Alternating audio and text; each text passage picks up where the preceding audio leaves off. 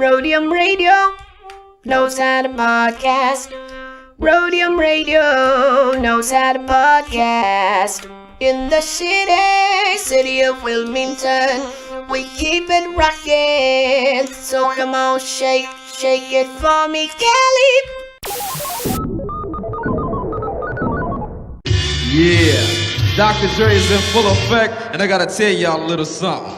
Eazy-E is down with us. MC Ring, you know he's down with us. DJ Yella is down with us. Arabian Prince, you know he's down with us. Tony A the Wizard is down with us. JJ Fag is down with us. Timmy T, you know he's down with us. DJ Pooh Boy is down with us. Toddy King and Spade, they're down with us. My boy Ice Cube, you know he's down with us. I like to mention, so pay attention to where I'm from, Compton, but the tapes are from the Roadium. My name is Dre, listen while I play. And by the way, I'm also down with NWA. Yo, Steve at the Roadium is down with us.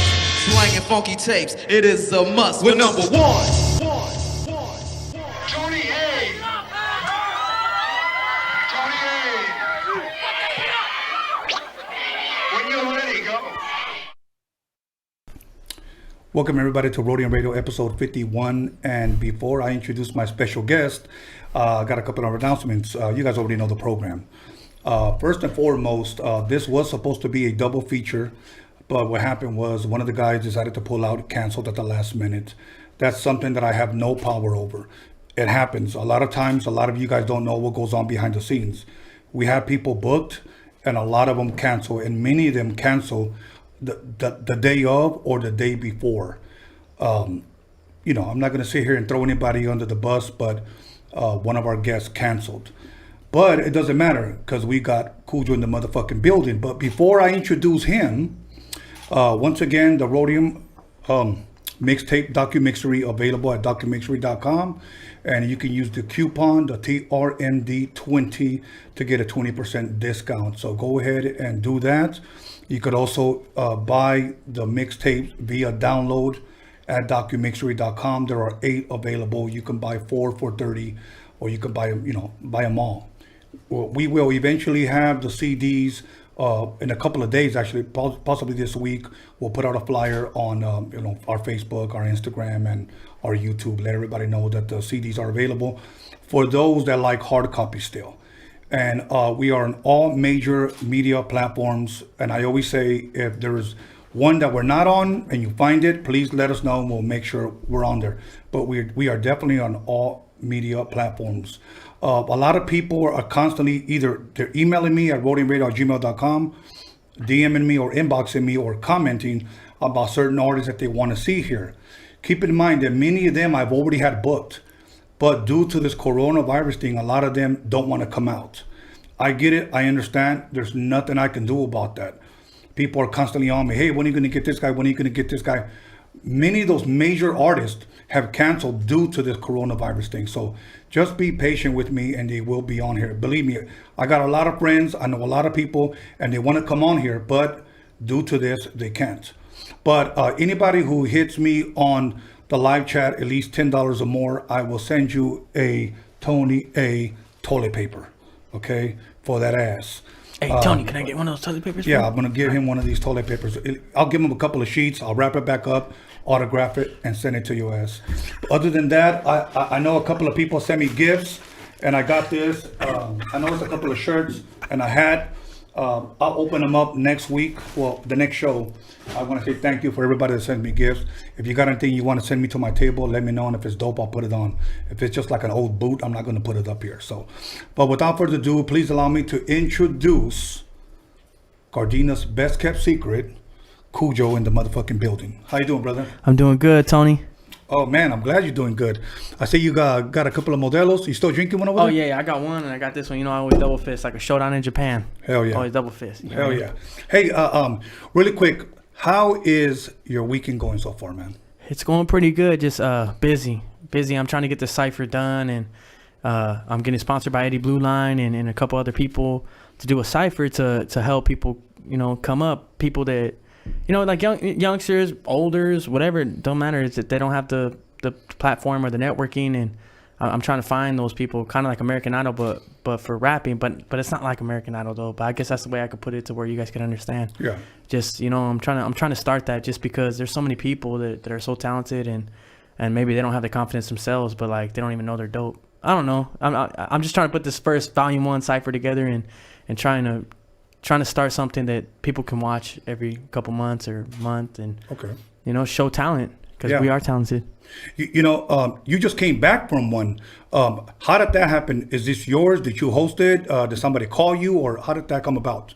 As in right now? Yes. No, that was the one that I hosted. I'm finalizing the footage. I wanted to make sure that it was right, and you may have a few complications, but it came out for the most part pretty good, and I'm excited for it to come out. So yeah, that's volume 1. Where I just came from right now, yeah. Okay. From Riverside. At the end of the show, we'll let people know where they can see it eventually when it does come out. Oh, Latin Beast TV. Okay, Latin Beast TV. Yeah. And did you get a good turnout? Yeah. I had a good turnout. I actually did it like in the beginning just to I was gonna actually do it like not as crazy as I did it, and I just wanted to help people, man. I'm tired of this. There's a lot of people, man, that they're just rapping to like just to rap, man, and just to be famous, get women, and they're not talented, man. You don't need to be here. Like this ain't for you, Like you're mediocre, you're like okay at your best, But there's kids, man. There's even older heads. There's all kinds of people that should be here, but just because maybe they're shy or just because maybe they don't think they're good enough but who knows, Right. There's a lot of talent, man, especially Hispanics, and I'm trying to find that. So that's dope. Yeah. That's dope. Okay, you know what? Before we get started, before we go dig deeper into your history, have you seen any good movies lately? Yes. I've seen some bomb-ass movies lately. Trip Out. So for like the longest time, I wanted to watch this one movie that's on Netflix right now, right? I don't know why Netflix put it out, but they did. If I didn't get to finish it, but when I started watching that motherfucker, I was hooked. And I remember as a kid, it came out, and I wanted to watch it. Alpha Dog. Oh, okay. Yeah, I started watching it, and then cause my son's he be crying all the time, so I had to keep cutting it from here and there. But I was really hooked on that movie, man. That shit's crazy. That's the movie I really want to finish. Okay. But that's the latest movie I'm like really interested in. I want to finish that one. Now, the one that I just recently saw, and I got kind of hooked on it, and it's kind of weird. Some people might trip out that I'm gonna say this. I love watching documentaries. Okay, Me too. I myself directed a documentary. Now, I just saw one called "Who Killed Malcolm X." Oh, I haven't seen that. It's hard. Dude, it's really, really good, bro. Shit. I mean, I know we're not Muslims, right? But it's good. Yeah, it's good, and I recommend it. I don't recommend bullshit, but it actually really, really is good. And it's all about this one guy that has the passion and the drive to actually find out what literally happened, because the detectives, the police, law enforcement didn't do shit. Yeah, they gave up. That was it. They just said, oh, 3 black guys, lock them up, case closed. Yep. And then this guy, Dogg, and he actually literally found the guy who did it. And before he meets him, something happens. And I'll leave it at that. Oh, that's hard, Tony. It's dope, man. It's dope. So check it out. It's on Netflix right now? It's on Netflix. Who Killed Malcolm X? Watch that motherfucker. I usually recommend some pretty good ones. Like there was one called, the fuck's it called? Don't Fuck With Cats. Yeah. Fuck that motherfucker. Hey, I'm a dog, but fuck that motherfucker. Straight up, man. Yeah. Yeah, that motherfucker's a sneaky motherfucker. Yeah. Dude, he's from like Canada or some crazy shit. they Yeah, call I it watched that. that shit. Yeah. That I one remember was that good. shit. And I haven't fucked with the vacuum since. I'm just saying. Shit. and It then scarred me for life. the Tiger King. I know you've seen that one. Yeah. I saw Tiger. That's my shit right there. I be bumping that shit every morning. Hell, just put a B behind it. You can rap over it. Hell yeah, homie. Nah, I'm playing. Kujo the Tiger. Yeah. But now, other than that, I know they call you Gardena's best kept secret because you are from Gardena. Okay, is that where you were born and raised? Yeah. Well, my parents bounced around, and then where they settled at, from what the earliest I can remember, was in Gardena by Target, right there on Van Ness and I'm blanking. Van Ness and fucking Redondo Beach. Redondo Beach right there. Boulevard, right down the street. Yeah, right by there. I remember there we were living, and then I remember we moved when I was about 5 or 6, right there on the borderline of Gardena and Torrance, right there on 182nd and Van Ness. Okay. So I was supposed to go to Gardena High. But my mom already knew. So pretty much she sent me to Arlington instead of sending me to like, all the other Gardena schools, 156 or all that shit. Right. So Yeah, and she wanted me to be better because she already knew how I was gonna turn. I was a bad little kid, so she was like, man. And then for a while that worked, you know. I was into sports. I was playing ball, and I got pretty good at basketball. And then, you know, high school came. Okay. And then started finding my identity. And I mean, I don't mean to put my mother out there, but you know, so I had a lot of freedom, and Right. I started finding myself. I started finding my way back to Gardena. Okay. And yeah, I don't claim Torrance as the place that I represent. I claim Gardena as a place that I represent because that's the place that showed me about life. Dope. And all my friends were from there. All, you know, I was always over there. You know, if I wasn't at the house to go to sleep, whatever, I was at my cousin's house in Gardena. Like, I was over there more than I was home.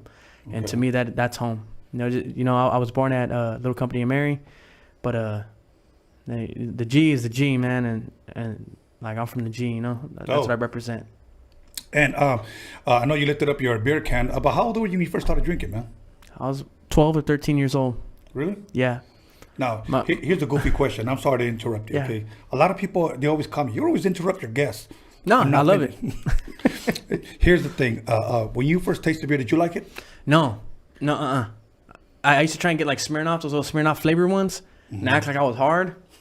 But then, like, after a while, I remember someone was like, man, well, fuck that shit, what the fuck? Drinking some fucking little wine coolers on me? I'd be like, what's wrong with wine coolers, you know? Like, Right, I was right. young, you know? And then me and my cousin would talk shit a lot too, like, man, fuck it. This Corona tastes like piss, fool, but it's with it. Fuck it, just drink it. Like, Right. But then as you get older, it's an acquired taste, you know? And then, you know, I used to drink Corona for like the longest time. And then Modelo, I started getting with Modelo, and that's my favorite, man. Same here. It's a little bit thicker, and I like it. Yeah. You know, it's funny when My mom used to buy us fucking beer and shit like that. Like, young. reals? Yeah. Cigarettes, all that shit, man. Like, just to fucking get us to shut the fuck up and kick it in the back so she can fucking enjoy herself. Now, did you like cigarettes when you started smoking it? Yeah. Because I felt cool. Okay. But then it would give me like this. I remember, hey, you guys want to hear some funny ass shit? Hey, Go check for this it, out, man. Tony. Look, when the first time I ever hit a cigarette, dude, and it's a funny ass joke between me and a couple homies that were there that one time. I remember they were like, man, fuck. I remember I smoked weed before I smoked a cigarette though. But I remember, I'm pretty sure I smoked weed before I smoked a cigarette. But I remember I was on basketball court. I hit a black and out, right? And I was like, I'm not really feeling this. It's just weird, whatever. I remember trying weed. Weed would get me like all like weird and shit. And then when I smoked a cigarette though, like a couple people were around, I smoked a cigarette and I was like, it was a menthol. I was like, I felt that shit in my soul, man. Everybody started dying, man. But hey, it was funny. Like, for some reason, I just kept smoking cigarettes, man. And I mean, I'm not like a crazy heavy cigarette smoker, but like when I drink, yeah, I do smoke cigarettes because it like boosts that shit. Dope.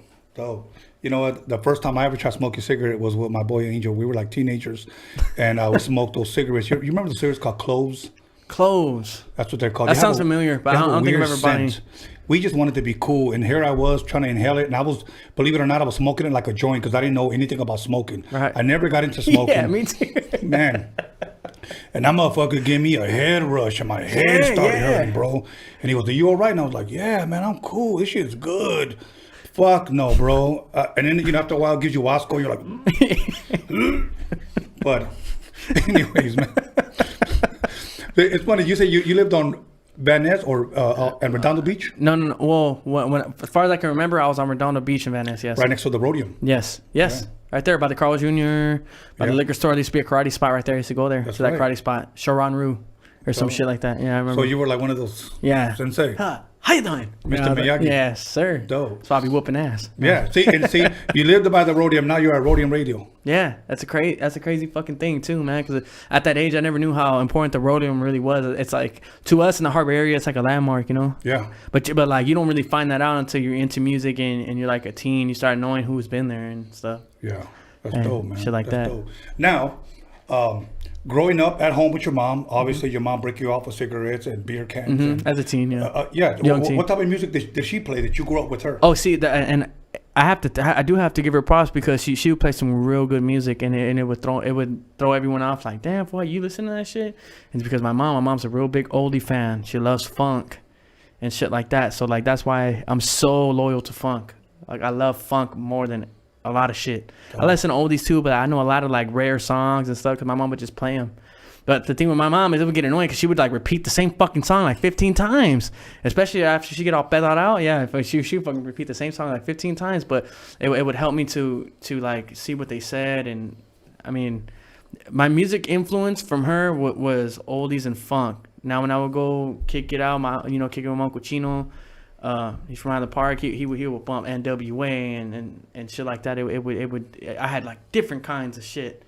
And then my cousin Eric, man, he would show me like reggae, rock, grunge, and it would just fuck my mind up. And I feel like that's why I can be so versatile on any kind of beat you throw at me. Like I know how I need to sound on it.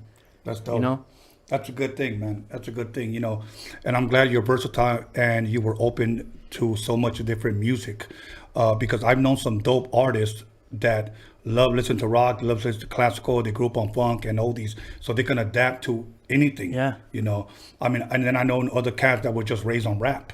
And that was pretty much it. And then you're limited now. Yeah. Limited on how creative you can be. Yes, Because exactly. you don't know like when a certain instrument's supposed to come in. You don't know like kind of tone you're supposed to have on this whole verse. So, you know, you're gonna sound like off. Yeah, I understand what you're saying, Tony. Dope. Now let me ask you another question. I don't think I ever asked anybody this question. How old were you when you got your first tattoo? You said how did I what when I forgot? How old were you when you? 16 years old. 16 Yeah, years old. and I would have gotten some before, but my mom was like begging me not to because she knows my stupid ass would have went and did it anyway. Begging me like, and I remember my first tattoo. I was with my homie Rocky. His uncle was from Venice. Fucking, he was tatting me. He was doing my father's portrait. But hey, man, hey, no hard feelings, homie. But that shit didn't look like my dad. That shit looks like a Tapatio, man. But straight up, hey, fucking, I remember I was getting it, and then my mom was like, "Oh, I'm here to pick you up," and I was like ignoring her for like an hour or two, and I was like, "Fuck, man, my fucking mom's fucking tripping," and I was like, "Man, fuck it. Hey, mom, go ahead. You can come up."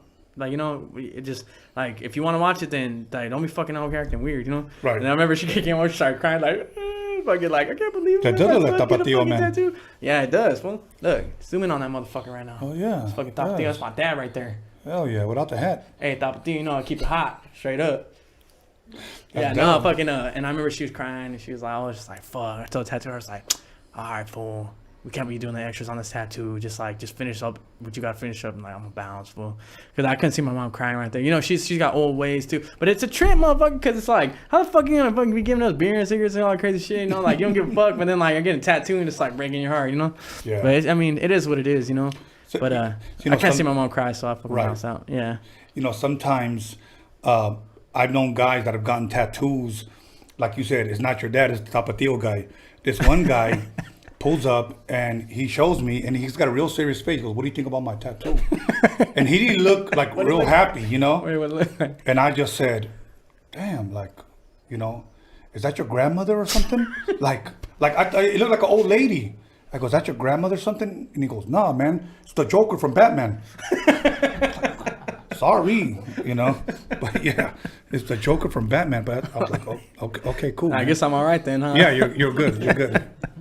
Now, your earliest memories of first listening to hip hop, who were the groups, and who would you say was the one that pretty much motivated you? Like, I like that shit. I'm gonna start writing some shit. I know you mentioned NWA. Which, you Okay, know, that's not them. Who made me? Who? Well, it's gonna get. I'm gonna get detailed. Go for it. All right. So as far as I can remember, and I'm talking on some good fellas, like, remember, it's like, as far as I can remember. All right, so as far as I can remember, I remember the first rap song I really started bobbing my head to was Ice Cube, Today Was a Good Day. Something about that. Something about that would just hook my fucking head. Like, and back then it was actual radio that you would have to, like, I remember my cousin took it in the shower. He was taking a shower and I could hear it from afar. And I just remember I was playing, walking up and down the hallway, and I would hear it, and I would love that song. And that's crazy. For like the longest time, I never knew what the name of it was. And so I got a little older, junior high, you know. I said, "Oh shit, that's that one song. I fucking love that song." But I remember that song is the song that put me onto hip hop, and then I kind of knew that it was a genre after that. As I got older, my influences to make me rap was actually my cousin Eric, and his shit was like Psycho Realm, fucking. He was already writing, you know, but he was the one that put it in me, like, we should really take a listen. Don't just fucking hear it. Listen. Look at these bars, like, that, you know? And that shit would, like, blow my mind. Like, damn, man, I ain't been listening all these years. What the fuck? Like, I've been missing out. Right. And then as I started listening, I started to get to not only hear, bars and stuff, but I started to also hear vibes, you know. So then I started really picking who I really like, and it was always gonna be Ice Cube, and I'm talking 90s Ice Cube.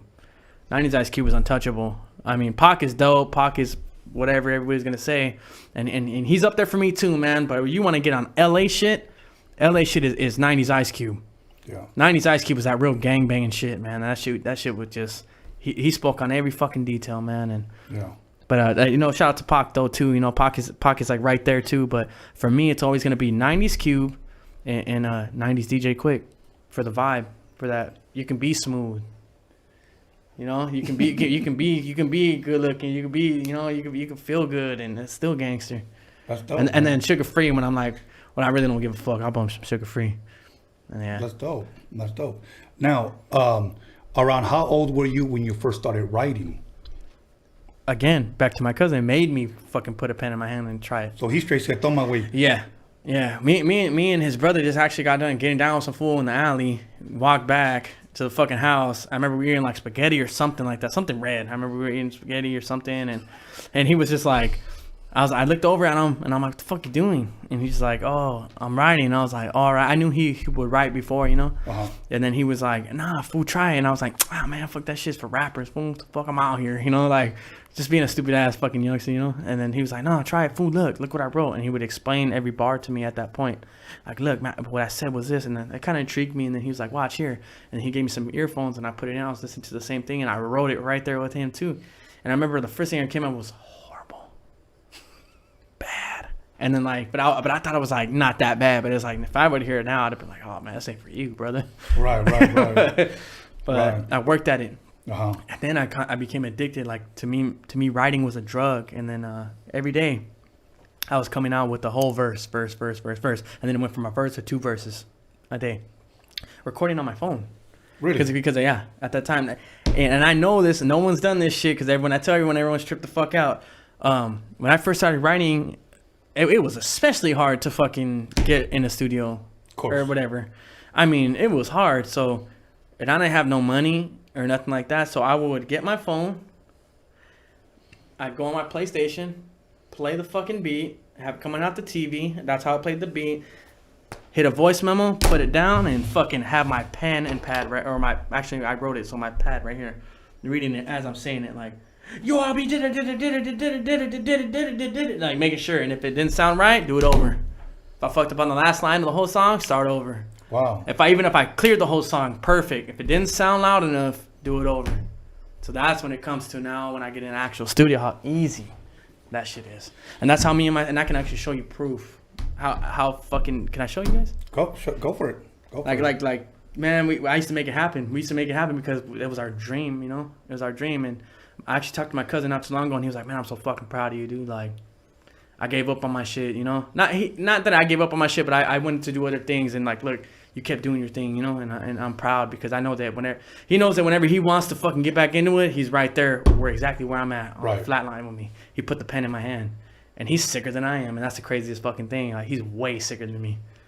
Like, wow. when he puts his fucking mind to it, and fucking actually, when we come back from break, I'll show you guys a couple memos of me like at like 17, 18 years old. My voice is all like, "Yeah, I'll be clearing." Like, it's like way different and shit. But like, I've had this dream for a long time, and that'll work. Yeah. You know what that shows to me. Again, I told you right before we went live, and I go, "Man, you're old enough to be my son," you know, or I'm old enough. Hey, Mom, you fucked Tony back in the day? No, you better let me know. No, hey, he's handsome and I'm handsome. I'm just asking. Yeah, he spoke the truth right there. So, anyways, yes. It's funny because my mom's from Wemonts too. She grew up in Wilmington. Yeah, she went to Banning and everything. Oh wow. He probably did fucking fool. Fuck that. Yeah, I don't look familiar. Sorry, you could laugh. Well, she was funny. Fuck, I forgot what the fuck I was gonna say. Oh yeah, I forgot again. Damn, you fucked me up, man. First time I get tongue-tied. Anyways, let me just go ahead and freestyle something real quick. No, now, what that showed me was perseverance and determination. The reason why I say that about you're old enough or young enough to be my son is because if I walked into the living room and I saw my son do that, I would probably just step back and see how far you can go with it. Mm-hmm. Even if I had a studio full of equipment, I would wait. Because I want to see how much you. How determined you are. yes. Are you really about this shit, or are you just doing it just to seem cool, or whatever? Like, we're gonna see if this is what you want to make of your life. Exactly. Yeah, I completely agree with that. And I'm gonna say something. Okay, we barely got to talk before we went live. Okay, but I'm gonna say this: that if I can help you, I want to. The last song that we're gonna get into, that you just released, that we're gonna get into after the break. I really like that shit. I can do all types of different music. I'm going to start slowly getting back into production. Okay. And you are one of the artists that I want to work with. Okay? Oh, you got it. Okay, You know you got it. Now I'm gonna say this, Harbor area. and it's gonna be on YouTube. Yeah. For proof. Okay. That I'm not even gonna charge you, bro. Okay. I'm not gonna sit here like, well, we gotta work something out, bro. Okay, no. Hey, well, Tony, the question is will I charge you? Nah, I'm Right. just fucking with you. Yeah, I'm just kidding with buy you, man. A 12-pack, homie. Yeah. Nah, man, that would really be an honor, because I know your resume, and when you come, you come, dude.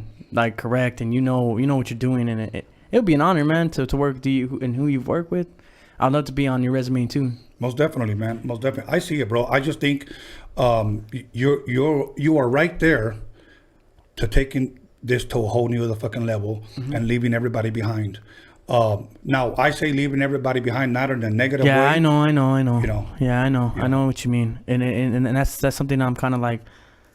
I'm just not that kind of person, so it's like that's why I'm doing things like the cipher. Like, I'm not trying to leave anybody behind. Right. I need to have some kind of outlet so they have a chance too, like that. Right. You know, like. Well, I guess part of the reason why I said that is because other people, if you will, in the Chicano community have gone, that are rappers that have gone in through that door and never really opened it up for anybody else. Correct, because Okay. they're threatened. Okay.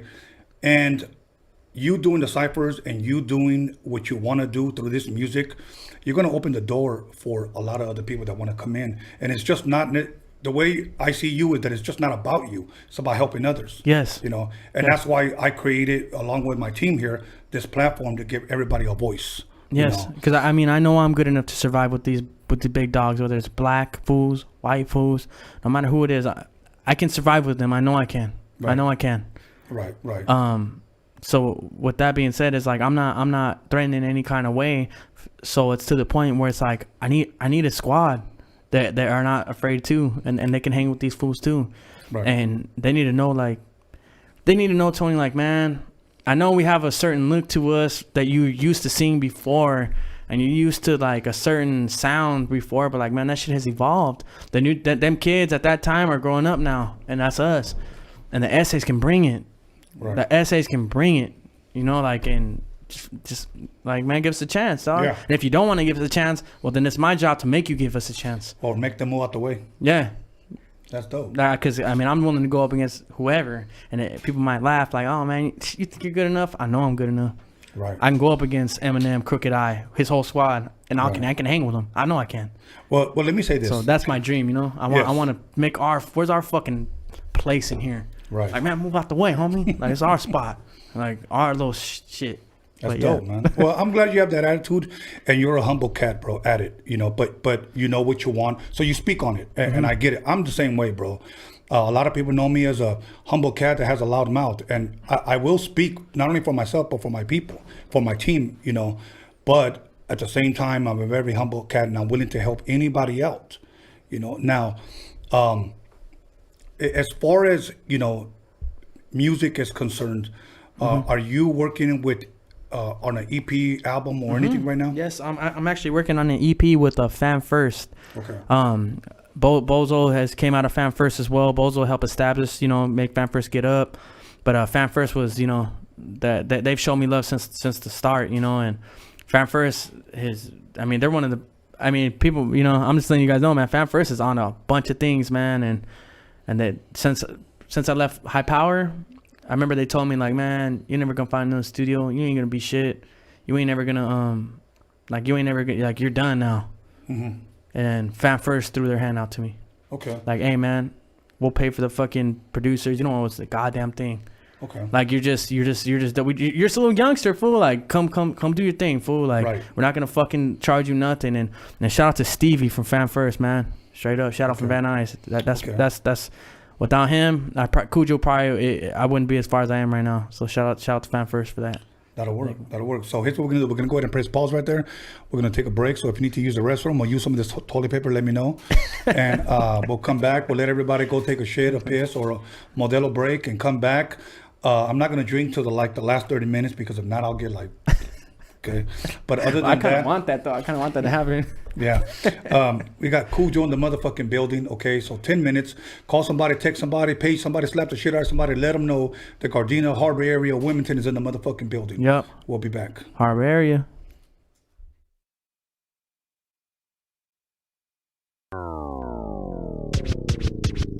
What it do, it's Mr. Little One chilling on Roadium Radio with the one and only Tony A and John motherfucking Elkins, boy. Hey, what up? It's your boy Mr. Shadow. You're watching Roadium Radio with my homeboy Tony A the Wizard. You know what time it is. Yeah, what up? This is Mr. Night Owl, and you're listening to Roadium Radio with the legendary Tony A the motherfucking Wizard.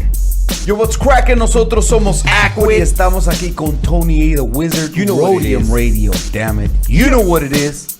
Yo, what up? This is Mellow Man Ace and Padrino, and you tuned in to Roadium Radio with my man Tony A. Keep it locked.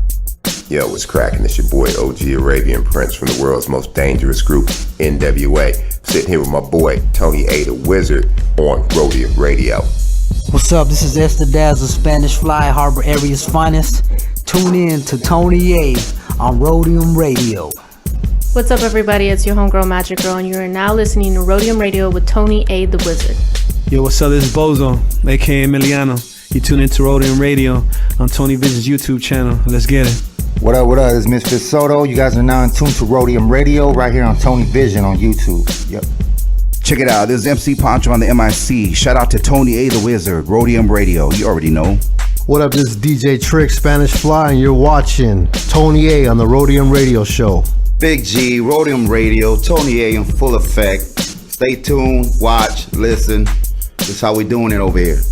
Yo, what up? I'm out here. This Big Daddy Swoles. I'm jamming with my man, Tony A the Wizard, out here on Roadium Radio. The podcast is off the hook. Check us out. This is DJ Clientele, and you are listening to Roadium Radio with Tony A the Wizard. Yeah, this Baby Bounce here with Tony A the Wizard. You are now tuned in to the Roadium Radio. We do it for the people. You hear me? Mic check. Ernie G from Proper Dos, and I'm listening to Tony A the motherfucking Wizard on Roadium Radio. And if you don't know, you should know. What's up, everybody? This is Soren Baker. I'm the author of the book, The History of Gangster Rap, in stores now worldwide. And you're listening to Roadium Radio, hosted by Tony A. Make sure to check it out. We talk about the Roadium mixtapes. We're here. Soren Baker, Roadium Radio. Y'all, this is Rudy Gregg, and I'm chilling with Tony the Wizard on Roadium Radio. Yo, this is Daniel Jones, the D to the motherfucking G Media Clips. Here with your boy, Tony A the Wizard on the Roadium Radio Show. Hey, this is Swifty Blue. I'm right here at Roadium Radio with Tony A the Wizard. Stay tuned. It's the KAS here live on Roadium Radio with the one and only Tony A the Wizard. What up, y'all? This is Kiki Smooth, the first Mexican rapper out of Compton, rich and ruthless, and you're listening to the Roadium Radio with Tony A the Grand Wizard, El Mago himself. Hey, Compton's in the house. What's up? It's Quete Yes God with my Harbor Ottawa homeboy Tony A the Wizard on Roadium Radio. Yes God. Hey, what's up, gente? It's your homeboy Duende. You're tuned into Roadium Radio with my homeboy Tony A the Wizard. Ya te la sabes, wey. What up? It's your boy Baldachi the Beast, Afro Music, face of LA, right here at Roadium Radio. Make sure y'all tune in. Your boy Tony A the Wizard. Brah. What's up? This is DJ Dominator, and you're listening to Tony A on Roadium Radio. This is Kelvin Anderson, owner of the world famous VIP Records, and you listen to my man Tony A the Wizard on Roadium Radio. Yeah, what up? It's Lil Black, you the brown super baller, and you checking out Roadium Radio with the homeboy Tony A the Wizard. Yo, what's cracking? It's your boy OG Big Wicked, Real Ones Apparel, Orange County. I here with my boy Tony A the Wizard, Roadium Radio. Yo, make sure to peep it. Peace. Que tranza raza, aquí su servidor, Sinful El Pecador, and you listening to Roadium Radio with my boy Tony A the Wizard. Check, what's up? It's your boy Capital I Man from the Mexican Crew. and you're tuning into Roadium Radio with my boy Tony A, the Wizard. Motherfucker's a legend. What's up, y'all? This is Chris the Glove, and you're watching the Roadium Radio Show on Tony Vision on YouTube. What's up? This is Mr. D on Roadium Radio, kicking back with the homeboy, Tony A. Yo, this is Fancy the Boss. Tune in on YouTube at Roadium Radio with Tony A, the Wizard. What's up? This is Leah Farsayer, aka the Dragon, the Serpent, the Spear. I'm on Roadium Radio with my boy Tony the Wizard. Hey man, Nick V and Eric V, the Baker Boys in the house, hanging out with Roadium Radio and the one and only Tony the Wizard. Tony the Wizard, aka Kylo Ren, right here on YouTube, Sundays and Wednesdays. Tony Vision, subscribe Tony now. Vision, yeah. Boys, big baby. What's good with it? This is Old Creep, aka Jay Stompanato. I'm putting it down for Orange County on the Roadium Radio Show by West Coast legend DJ Tony A. We up and out this bitch. What's up with it, dog? It's West Coast Gilly on Roadium Radio with the legend Tony A, the Wizard on Tony Vision. You know what it is, West Coast to the fullest, believe that. What's up, everybody? This is Stefan Ori. You're listening to Roadium Radio with Tony A, the Wizard. Yo, what up? This Big MOC, Mr. Mokes MC on the Roadium Radio Show with Tony A, the Grand Wizard, baby. Let's go. Yo, what up? It's your boy Doughboy Tony. You're tuned into Roadium Radio with West Coast legend Tony A, the Wizard. What up? It's your boy Lottie the G, straight out of Santa Ana, CA, and we're right here live in the mix with the West Coast legend Tony A, the Wizard on Roadium Radio, Tony Vision on YouTube. Yo, what's up, world? This is Cool 187, above the law in the building, and you're tuned in to Roadium Radio with my man Tony A, the Wizard. Blah. What's up? This is Darren Vegas. You're on Roadium Radio with Tony A, the Wizard. Real West Coast hip hop history right here. Yo, what up? Sleepy Malo in the house, here at the Roadium Radio with my boy Tony A, the Wizard, giving us our voice back. One of the realest motherfuckers I know. What's up, homie? Show me Frankie Quinones, aka Creeper from Cholo T, and you're listening to Tony A, the Wizard on Roadium Radio. That's what's up right there. Check 1 2 1 2. This is Roger Live, and you are in tune to the sounds of Tony A, the Wizard on Roadium Radio, West Coast. Yo, what's up? This is John motherfucking Elkins, and you're tuned into Roadium Radio with my homeboy DJ Tony A, the Wizard. What up, West Coast and all hip-hop fans? This is your girl, Violet Brown, and I'm here with Tony A, the Wizard. And if you're rolling with us right now, that means that you love West Coast hip-hop. And if you want to know the real deal from the real players, the real people behind the scenes, you better pick up Tony's new film, Roadium MIXTAPE DOCUMIXERY. You get it by going to DOCUMIXERY.com. You better get this, and I want to do a special shout out and a rest in peace to my man Steve YANO. I'm out. John motherfucking Elkins on the beat, y'all. Yeah, he just worked it up.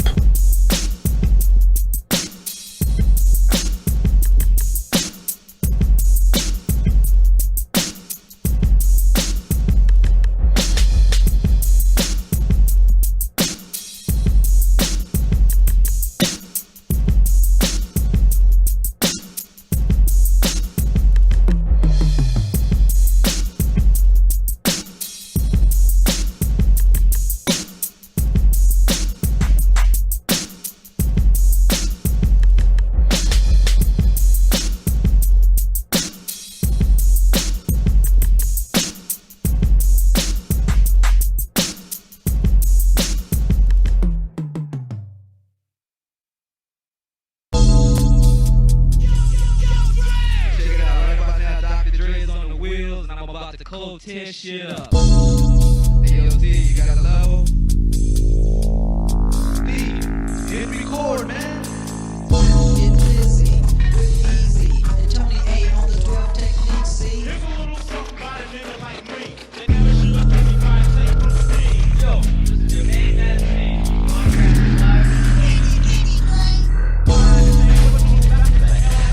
You don't like Tony A, well, fuck. I'm rocking shit at the Roadium.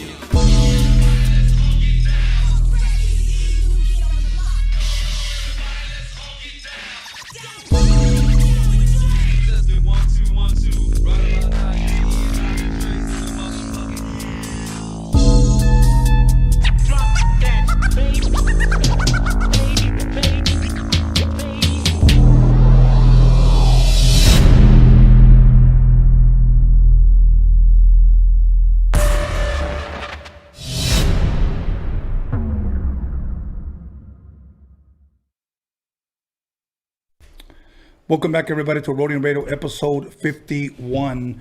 And once again, before we get back in with our special guest, I want to go ahead and offer a roll of toilet paper for that ass. Just go ahead and drop a $10 or more, and I will go ahead and sign it for you and send it to you. So you can use this between your cheeks. So when you use it in the bathroom, you can think of me or Kujo on Roadium Radio. Okay. Other than that, we're back, brother. Oh, fuck. That was funny as fuck. I know you took a shot before we came back. How you feeling? Like I want to pop like my style, too. Oh, dope. I know you guys are known for that. Wow. Yep. I have uncles that grew up in Wilmington, too. Dope. You guys are known for pop locking. And yes. Shit. Yes. You know, a lot of people don't know that. A lot of you guys were on Beach Street, actually. Trip out how I know that. I know my history. Hey, so now let's jump right back into it. Yeah. You start writing. Did your cousin teach you about bars? Yes. Okay. And he taught you 16, 8? 16? No, I learned that later. I learned to count them later, but he taught me on how to... You know what a double entendre is? Mm-hmm. Like, or even a triple entendre. Like, okay, the way I explain it to people is like, oh, you know, the way you rap, how do you do it? The way I can explain it is there's an immortal technique thing that he said. It's a line that he said, and it's like the perfect way I can explain how I try to spit and how I do spit. What do you take from this? I'll leave you full of clips like the moon blocking the sun. I'll leave you full of clips, but I'll leave you full eclipse like the moon blocking the sun. Right. And when he explained that to me, it blew my fucking mind, and I understood exactly why my cousin told me. If you can do that, you can say something like that. Here's everyone, and here's you. You're above. Like in What If I Was Cocky, I said, I said, all you fools are stars, but I'm spinning from a whole different galaxy. Right. You know, like. Yeah, that's dope. You know, man. like, all you fools are stars, dope, but I'm spinning from a whole different galaxy. I'm a whole different league. And so when he explained that to me, it just clicked. And right. I ran with it. And you know what? It doesn't click like that for every other rapper. But I knew exactly what he was saying. Yeah. You know, but we're going to talk about that song because I'm going to go over some of those lyrics when you said some of you are mediocre. Because the game is mediocre. Oh, yeah. I would love to talk about it. Okay. I would love to talk about it. That will be on the next 30 minutes. But on this I'll break down each bar. Yes. Yeah. Most definitely. So now you start writing, and you started writing to PlayStation beats, if you will. Mm-hmm. When did you first start getting your own beats, and who was that with? My first actual original beats that I would get was from AI at Illegal Productions. AI, that's my boy, man. If you're watching, man, shout out, homie. Keep doing your thing. That's my boy, Alex Ibarra. He's the one who blessed me with my first original beats, and my cousin was still rapping at that time too. So he has a couple bangers. I don't know why he never released them, but he has a lot. AI actually has a lot of stuff that has not been released, and they're sick, like funketto shit, like. Okay. Yeah. Okay. Sick stuff, but he's the one who gave me him. One of my older homeboys, Toker from my neighborhood, he knew some fool, and I guess his homeboy knew Alex, and that's how I got in contact with him. And then I heard his beats, and then he heard me, and I remember Alex was like, "Oh shit, it's fucking Africa." I wasn't expecting that, you know. And then he heard my cousin, he was like, "Oh shit, all right, let's see what's up." And then we cooked up something, and it was sick. But at that time, we were still amateurs, you know. When it comes to professionalism on the mic and all, so we had a lot of working to do, but it was still sick though. Because I heard it recently, and it was like, we weren't that bad, you know. I felt like we were way worse at the time. Now, when you first heard yourself, when it's playback. Oh, I hated my voice, Tony. Hated it. I used to sound like a chipmunk. It felt like oh my god, dude. It used to be like, I'll be getting man. That shit used to like annoy the fuck out of me. I used to like always skip my part, or like I would only replay my part like when it was just me, and I'd just be like, okay, that was tight, but I sound weird. And then my cousin would be like, fool, you don't sound weird. It's just because it's you. Like you're listening to yourself. Like, but then I actually found out, like by actually recording it more often and making it a regular thing, that I wasn't putting no heart into that shit. I was just saying it. Like, I'll be creeping in and that, instead of like, I'll be creeping on the and that. So now it sounds more. I mean, but you progress, man. As you go to the studio, you progress. You find your voice, and you find your heart. You find your fucking you know. And I'm glad you said that because in this song, if I was cocky, I saw and felt that. Yeah, because that was a message to everybody. Whoever if the shoe fits, wear it. That's it. If the chancla fits, wear that motherfucker, because that's for everybody. Because the way I see it is like, do you remember when Kendrick Lamar dropped Control, where he was dissing everybody? It's kind of something like that. But I'm just tired of everyone just slacking and getting by. You know, like, are you passionate about this or what? Step up your fucking game. game. Because you don't deserve to be here. I'll tell you that right now. So I hope I pissed everyone off, and I hope everyone took it personal. You know, and the ones who it wasn't for, I messaged them aside, like, hey, this isn't for you, man. This is for everyone else. Just so you know, like, you're one of the people I respect. And I hit up like 5 or 6, 7 people that I was like, hey, man, this don't apply to you. Just so you know, man, like, I'm gonna release something. It's not for you though, man. I respect you guys the most, and you know, and everyone was like, oh man, it's right. You know, like, you know, a couple of them were some older cats. Because I said something about older cats in there, but I was like, no, but you guys are not part of Bozo and FKM. You know, I was like, you guys are like not in that category that I'm speaking on, just because like I know, you know, we got a good bond right there. So if they didn't get the memo, it was for them. No, it wasn't for them, because I know how hard they work. The ones that got the message. Oh yeah, it wasn't for them. It was for everyone. It was for everyone. Didn't get the message. Pretty much, I'm that drunk for the like, hey, what's up, man? We found a trip right now. I'll get down with anybody. And just waiting for someone to be like, what's up then? Like that kind of thing. Like that kind of fucking, you know, but it's just to make like, just like they do in the hood. Like, man, I'm just trying to see who's with it. I'm just trying to see who's going to step up and be like, fuck it. Not necessarily to diss me, because I mean, I wouldn't want to bring that reply that I give onto anybody. But, but I mean, step your fucking bars up on the next song, man. Do you deserve to be here? Because everyone knows if you do or not. I don't know, man. Maybe you motherfuckers ain't as passionate about the motherfucking shit as I am. I want to be great, man. I want to be the fucking Kobe of lyricism for Chicano rappers. And I want to actually make Chicano rap something that can actually be, like, from a Hollywood perspective, like an actual something that motherfuckers are proud of. Because I'm proud of it. But not everyone is, man. And I think that's what's missing from today's music is passion. And you're passionate about what you do. And you can hear it in your voice, man. Well, in the songs that I've heard it, and it's there.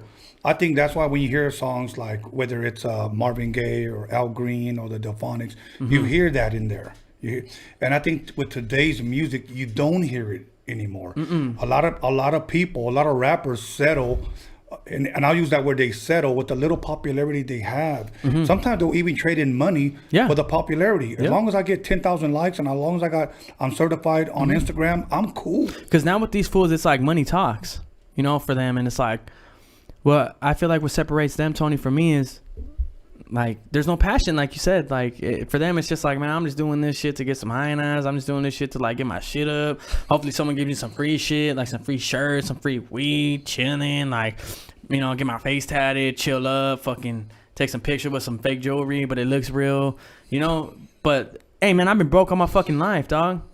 I didn't need money then to get as far as I am, and I don't really care to have money now. Right. Money is not you know what? Let me check myself. Money is an essential thing to me now because of my boy, because of my little boy. That's my world, dude. I'll fucking leave music forever for him. But that's the only reason why money is essential to me, because I have bills to pay for him. If it wasn't for my son, money is money, homie. I don't give a fuck. I'd rather be broke and be the baddest fucking essay they ever heard than be a fucking millionaire who's a fucking lame. That's just me. There it is there.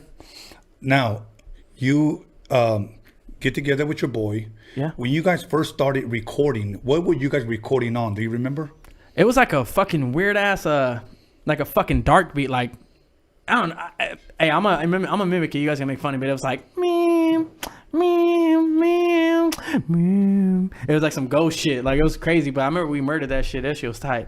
But it was more darker. But me and my cousin, we used to boom bap. Okay. We used to like just the shit you do. You know, we were really already.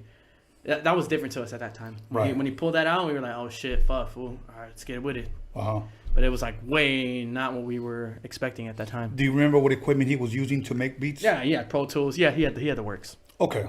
Yeah, AI. Everybody knows AI, man. He has the works over there. Okay, that'll work. And how many songs did you guys record with him before you decided to either start handing out demos or before you started? Oh, we didn't do none of that. It was just like a 1 song, 2 song thing. And then High Power got a hold of me. through that same guy that hooked me up with AI. Okay. He had been shopping my shit to Capone because they're actually from the same neighborhood. Okay. You know, this individual. And he wouldn't tell me like he told me that he shopped to him at first. And keep in mind at this time, I'm like nothing, dude. I'm just like a regular fucking kid. Like fucking like, oh shit. Not even a kid. I mean, what, 19, 20 at that time? 21 maybe? Okay. 22. And he's listening to it. I was like, I was getting kind of like at that time, there's no one like me at this time. There's no one like Misfit. There's no one like Bozo. There's no one like FKM. There's no one like Swifty. There's no one like any of these motherfuckers that are really on top right now at that time. Right. It's only Criminal, Capone, and all that shit. And I'm talking like 4 years ago, 3-4 years ago. I mean, I know I was one of the first entrants to come in, but at that time, I remember that I was just like, fuck, this might be big, like to get my shit out there. And Capone actually liked it. And then I remember hooking up with him. We went to a hookah bar, got drunk, signed a fucking contract, fucking did my thing. And you know what, man? Fuck it, man. I truly, man, I don't hate on the motherfucker, man. I don't hate on him for that reason. Because I know everybody's always asking me about the Capone situation, so I'm gonna say it right here and now and get it straight. The reason that me and High Power split up is it was just a I mean, in a way, a bad business deal, but I did sign it. But was I right in my right mind when I signed it? No. But it is what it is. The motherfucker still signed it. So, with that being said, I tried to roll with it. I tried my best to roll with it and make it happen. When certain things start coming into effect, my thing is I don't like to be controlled. I just trust me and let me do me. And my artistry got me to this point, so let me just show you my artistry. And that's something that was a problem, or I felt like it was a problem. And I don't like to be told how to dress. I don't like to be told how to what to say. I don't like to be told how to let me do my thing, man. And for whatever reason that was an issue, and so I ended up leaving. And a lot of other people felt that way too, so they left. And I know you guys know the individuals that I'm speaking on, but do I wish the worst upon them? No, because shit, maybe before I had my son, but after I had my boy, man, it gave me a life check to a point where I'm just trying to be positive, man, and I don't wish a lot of things on a lot of people, I try to just stay positive and stay in my own lane and worry about myself for my family and what I got going on, and everybody else, I'm not in control of them. And so when it comes to Capone, man, like, hey, straight up, homie, fuck you. But like, I don't fucking wish fucking like crazy ass death upon your ass or nothing like that. It's just we just had a bad business deal, homie. And if you can accept that shit and keep it pushing, then so can I. And I'm just keep it gangster with you, fool. Like, I don't fucking go on blast about you. He don't go on blast about me. So it is what it is, And I'm just keep it G like that, Okay. Now, from the time that you signed with him on High Power and the time you left, how long were you there for? Not even a year. Okay. Not even a year. Maybe like 6-7 months, 8 months. And what were some of the details, if you don't mind me asking, about the contract? Was it a like album deal? Was it years? Oh man, shit. Man, the first one was like 2-3 years, and then I came out with Backstreets. That shit hit, and then he tried to sign me for like 6-7 more years. I signed it, but due to certain situations, I'm not under that contract anymore. That shit got evaporated. Okay. Now, if I'm correct, your name was Tyrant. Yes, at that time, and so when I was getting into it with him at the time, and I'm just keeping it real. I'm keeping it professional with everyone when I'm speaking right now. I'm just saying that at that time, I wasn't really able to leave with that name. It was more like the name thing, but it was also more like other bullshit he was saying too. But I get it. Trying to get in motherfucker's head and shit. I get it, but my thing was like, well, I'm just gonna change my fucking name. Okay. Because I started talking to certain people that have certain power, and they told me like, change your name and don't worry about it. Okay. We'll handle the rest. All right, cool.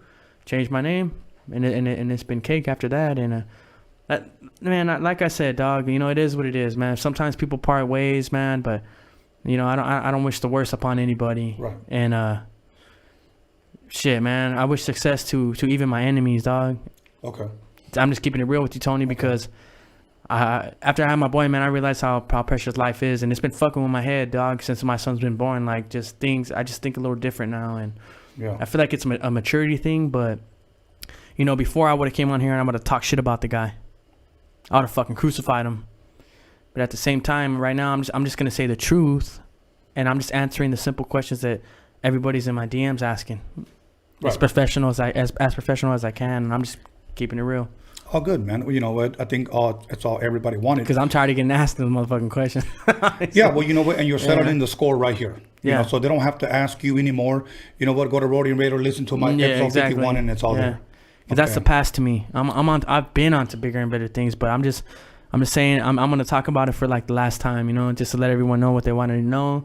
Maybe some things they knew already, maybe some things they didn't, and that's it, you know. And then that's when I left High Power and I changed my name. Okay.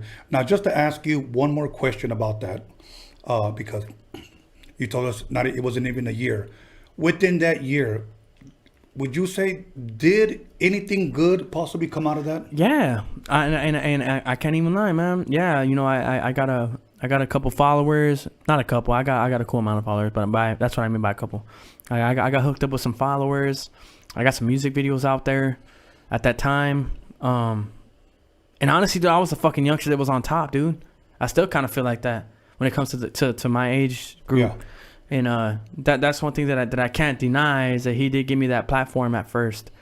But see, when I left, I was told that I wasn't gonna be shit. I was told that my shit's going down the drain. And so from that point on, when I did leave, it was like up to me to do something of it. Okay. You know what I mean? But yeah, I mean, there was some good things that came out of it. You know, I'm just keeping it honest. Right. You know what I mean? I heard that song, Gardena's Best Kept Secret, come out of there. Yeah.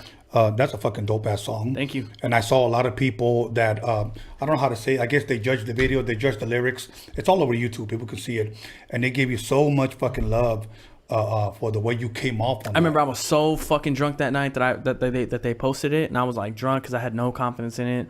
I was like, man, this shit ain't gonna do shit, homie. I was like, man, fuck. We'll see what it does. Probably like 500 views.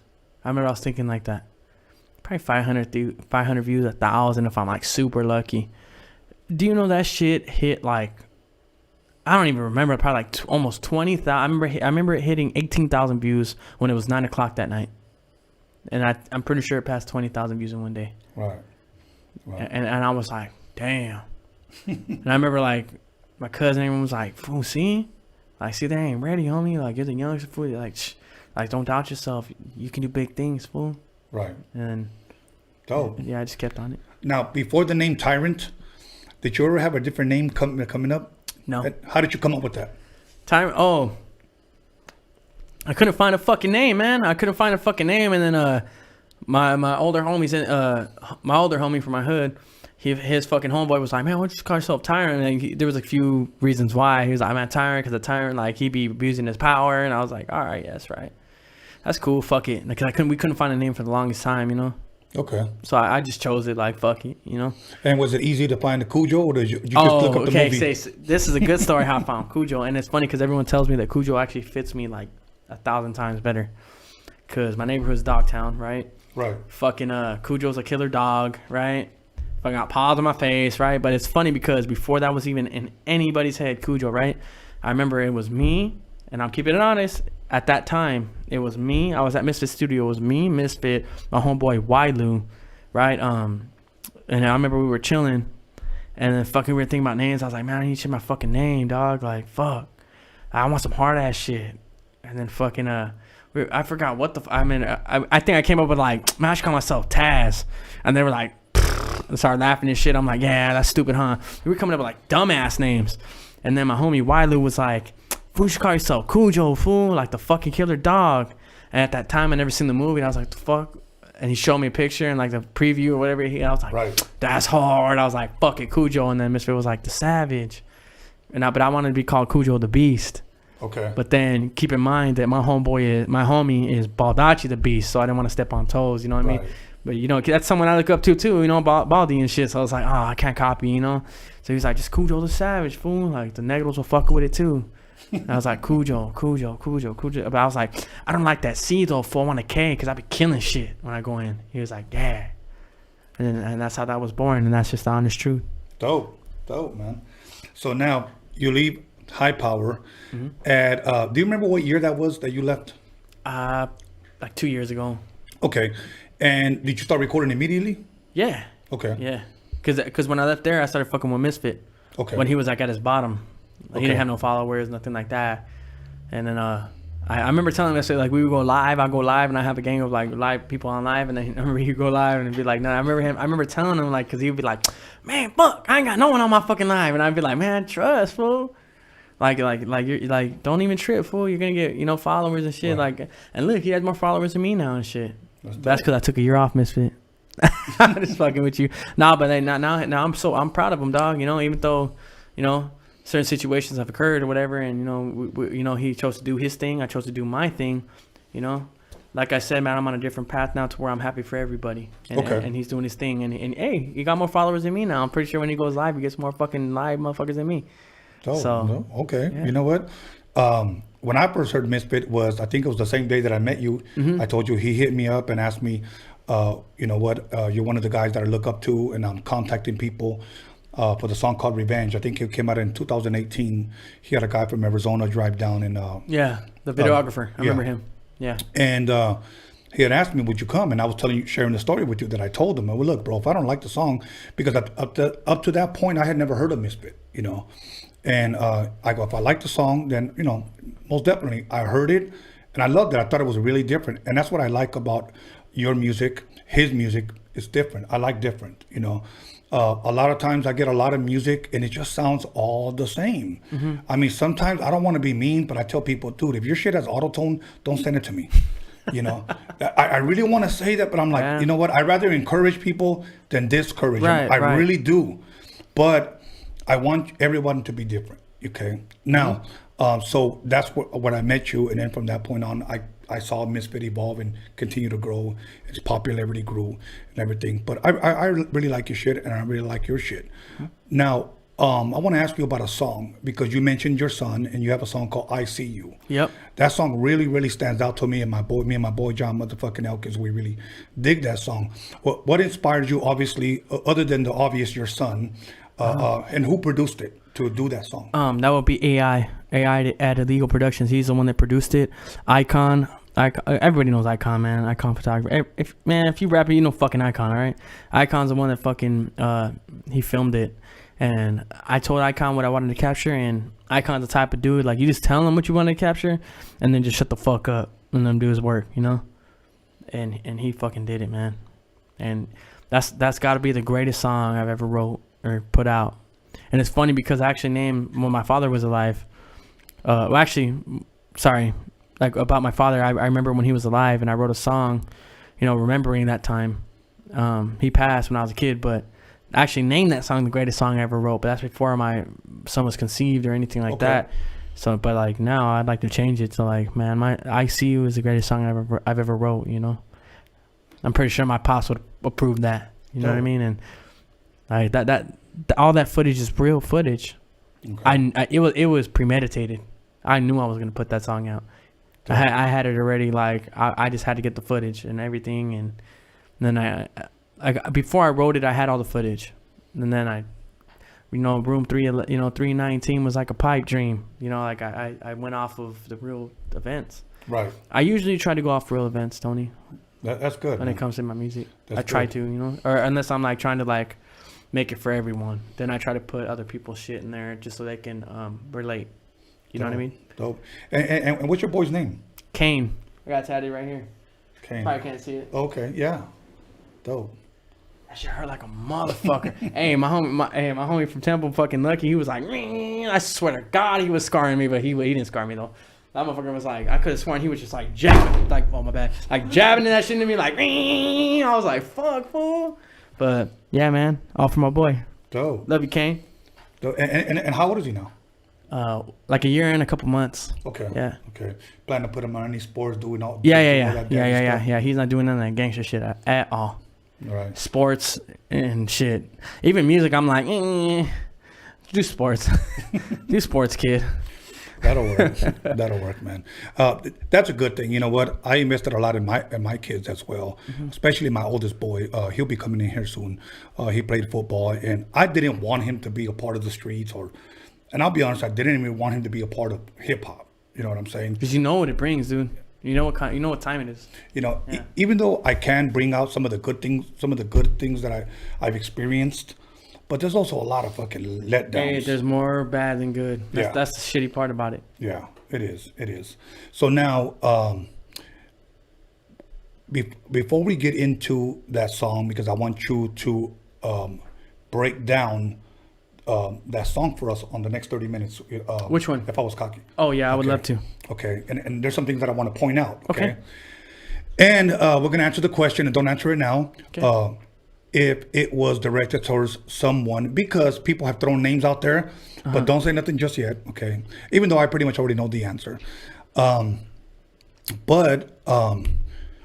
was there a time or that you were going to sign possibly with Toker of Brownside? Yeah. Okay, yeah, I was going to. Okay, and then share with us. I was rolling around with Brownside, and I still have so much love for Brownside, man. And they know where my heart's at, homie, straight up. Fucking and Toker was the one that was like controlling all of that, though. Okay.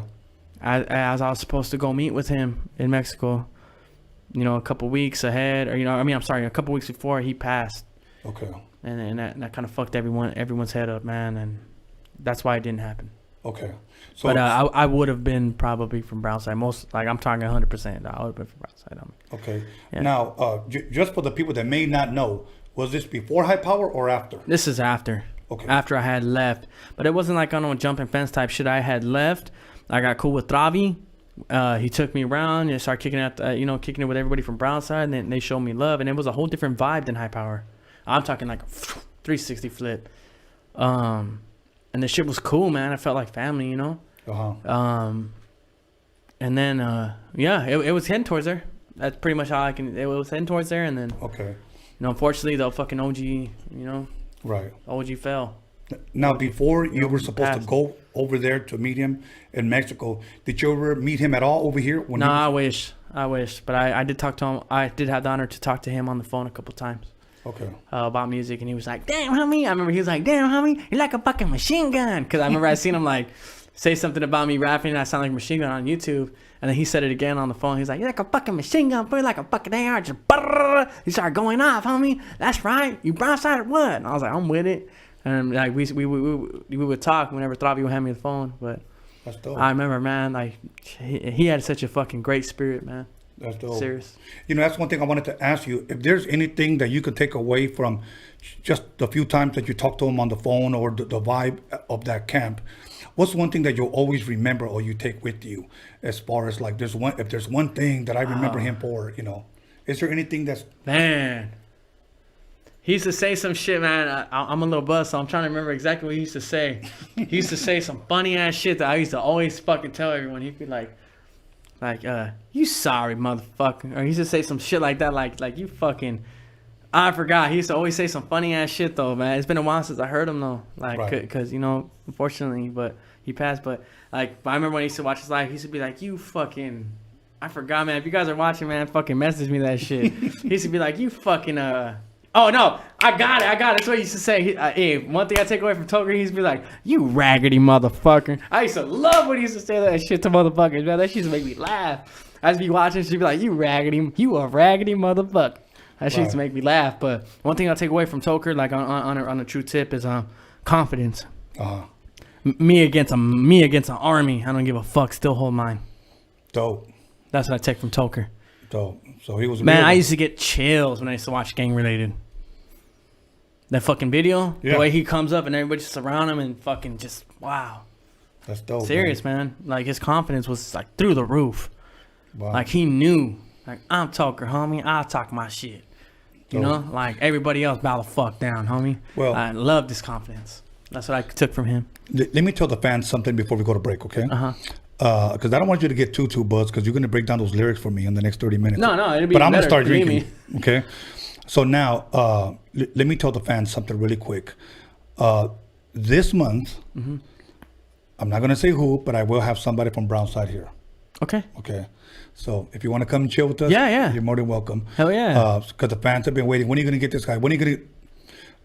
calmate. You know, we only do 2 shows a week. Calm That's down. fam, dude. You know what I'm saying? So we're going to have somebody here from Brownside, and I'm going to ask them everything that everybody wants to ask. Yeah. You know, so, yeah. So anyways, everybody, we're going to go ahead and take a 10-minute break. I'm going to start drinking. So if I start getting real fucking stupid, please forgive me. Pray for me.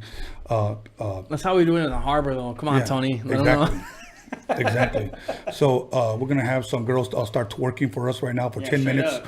So make sure you guys come back, call somebody, text somebody, pay somebody, slap the shit out of somebody, let them know that Kujo, the motherfucking savage, is in the building and he's about to break down his song. Yes, What sir. if he had a big cock? I mean, what if he was cocky? So Want to pull it out, Tony? Fuck it. during break. All right, you guys, we'll be back.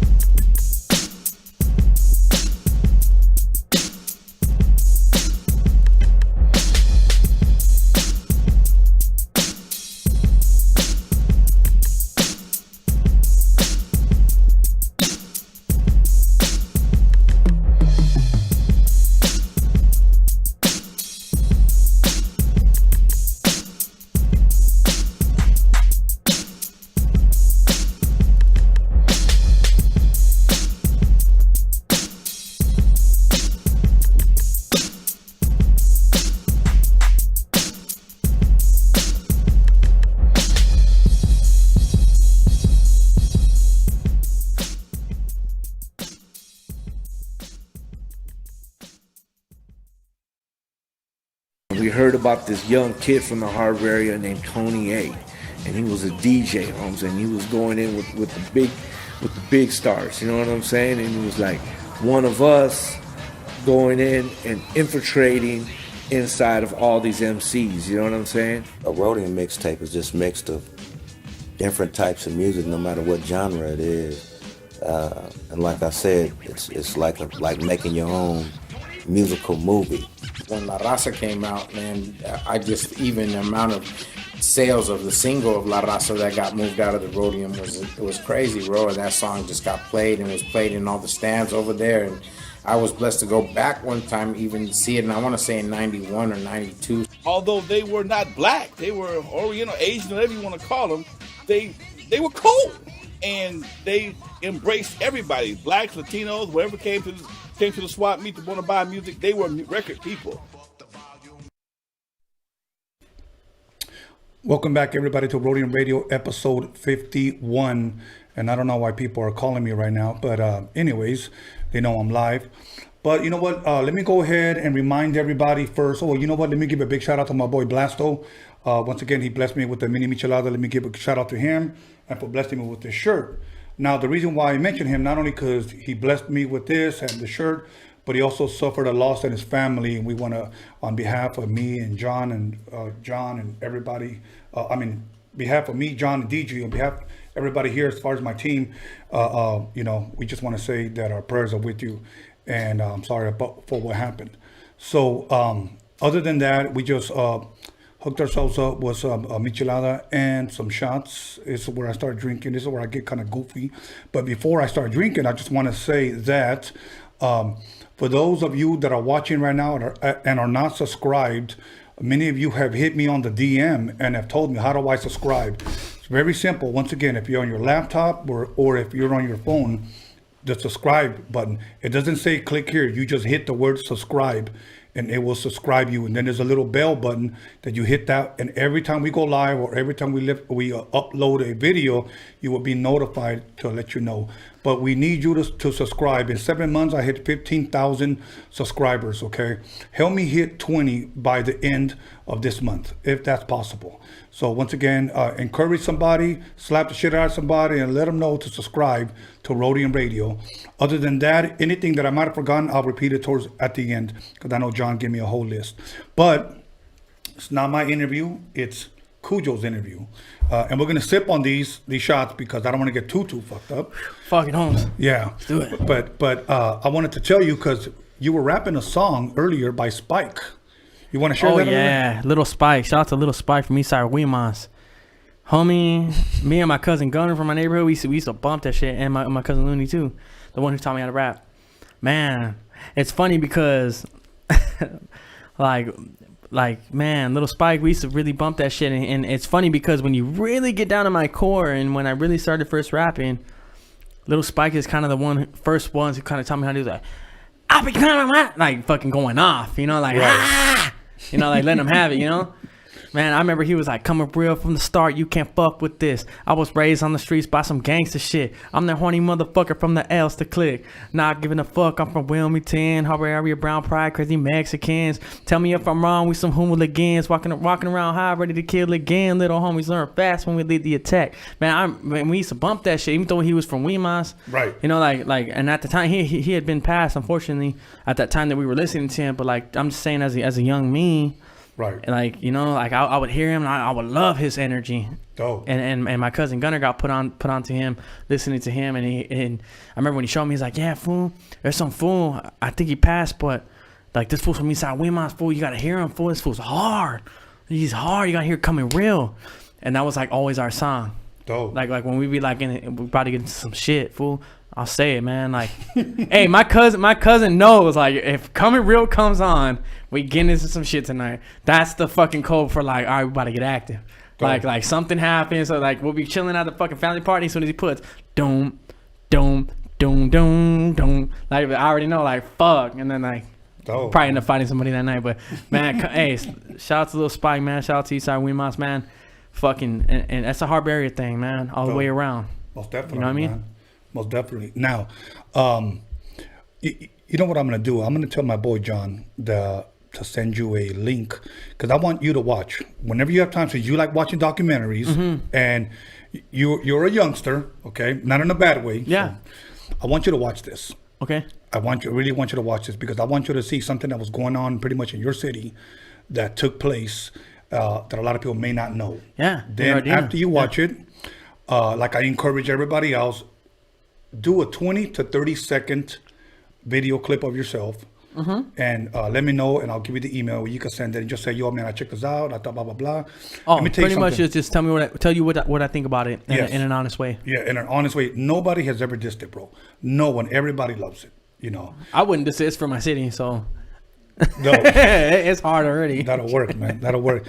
So now, what inspired, even though, again, you shared with me, I try to ask questions from a fan's perspective as if I don't know. Okay. But. Tony, let's take that shot. I'm going to sip on mine, pero let's fuck it, Holmes. Salud, bro. To your future, homie. Yeah, whatever. Okay, whatever, so what were you saying? So now, what, if I was cocky, what inspired that song, man? Was it when you first heard the beat? Did you already have something? My love for my genre.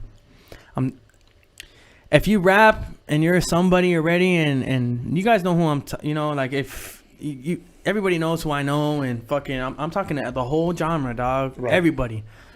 Homie, I'm tired of them fucking not counting us in.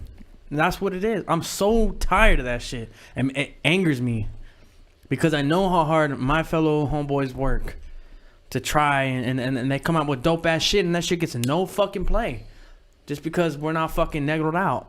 And that's cool. And I understand that from their point of view. Right. But from our point of view, well, then that means that we need to be that much better than them. Right. And it's not a racial thing. I'm just saying. Right. Okay. We need to be that good. Right. That they have. You need to be like Kobe, to where they have. They can't say nothing. Like, I guess we have to. Fool, he's that hard. Right. Right. So with that song, what if I was cocky? Right.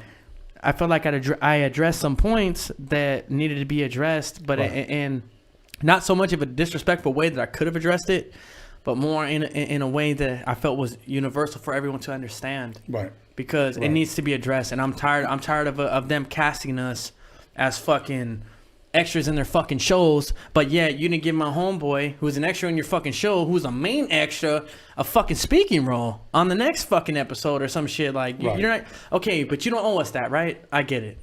You don't owe us that. Well, can we have an opportunity to earn that? You don't even give us that. Right. So, excuse me, but you just want us for the fucking look, homie. We're tired of that. I'm tired of that. No, I'm done with that. There's a lot of people that feel we're that talented. way. Yes. That's my thing, Tony. Yes, there's a lot of people that feel that way. I feel that way. And I want to clear this one thing up because I don't want somebody to walk away with something you might have said. When it comes to black artists, there's a lot of them that we love and we listen to and we support. Yeah, that's not a racial thing. It's not. But it's a real thing. It's a real thing. When you ask them how they think about us, it's a real thing, homie. Right. And it's a very touchy subject. It is. For a lot of people, and a lot of people don't want to touch it. I don't mind touching it. I don't mind touching it at all. And once again, we just want to say that it's not a racial thing, but it's like... No, but it's a real thing. It's a street thing. We do feel that with good talent, with good product, we do deserve our own spot.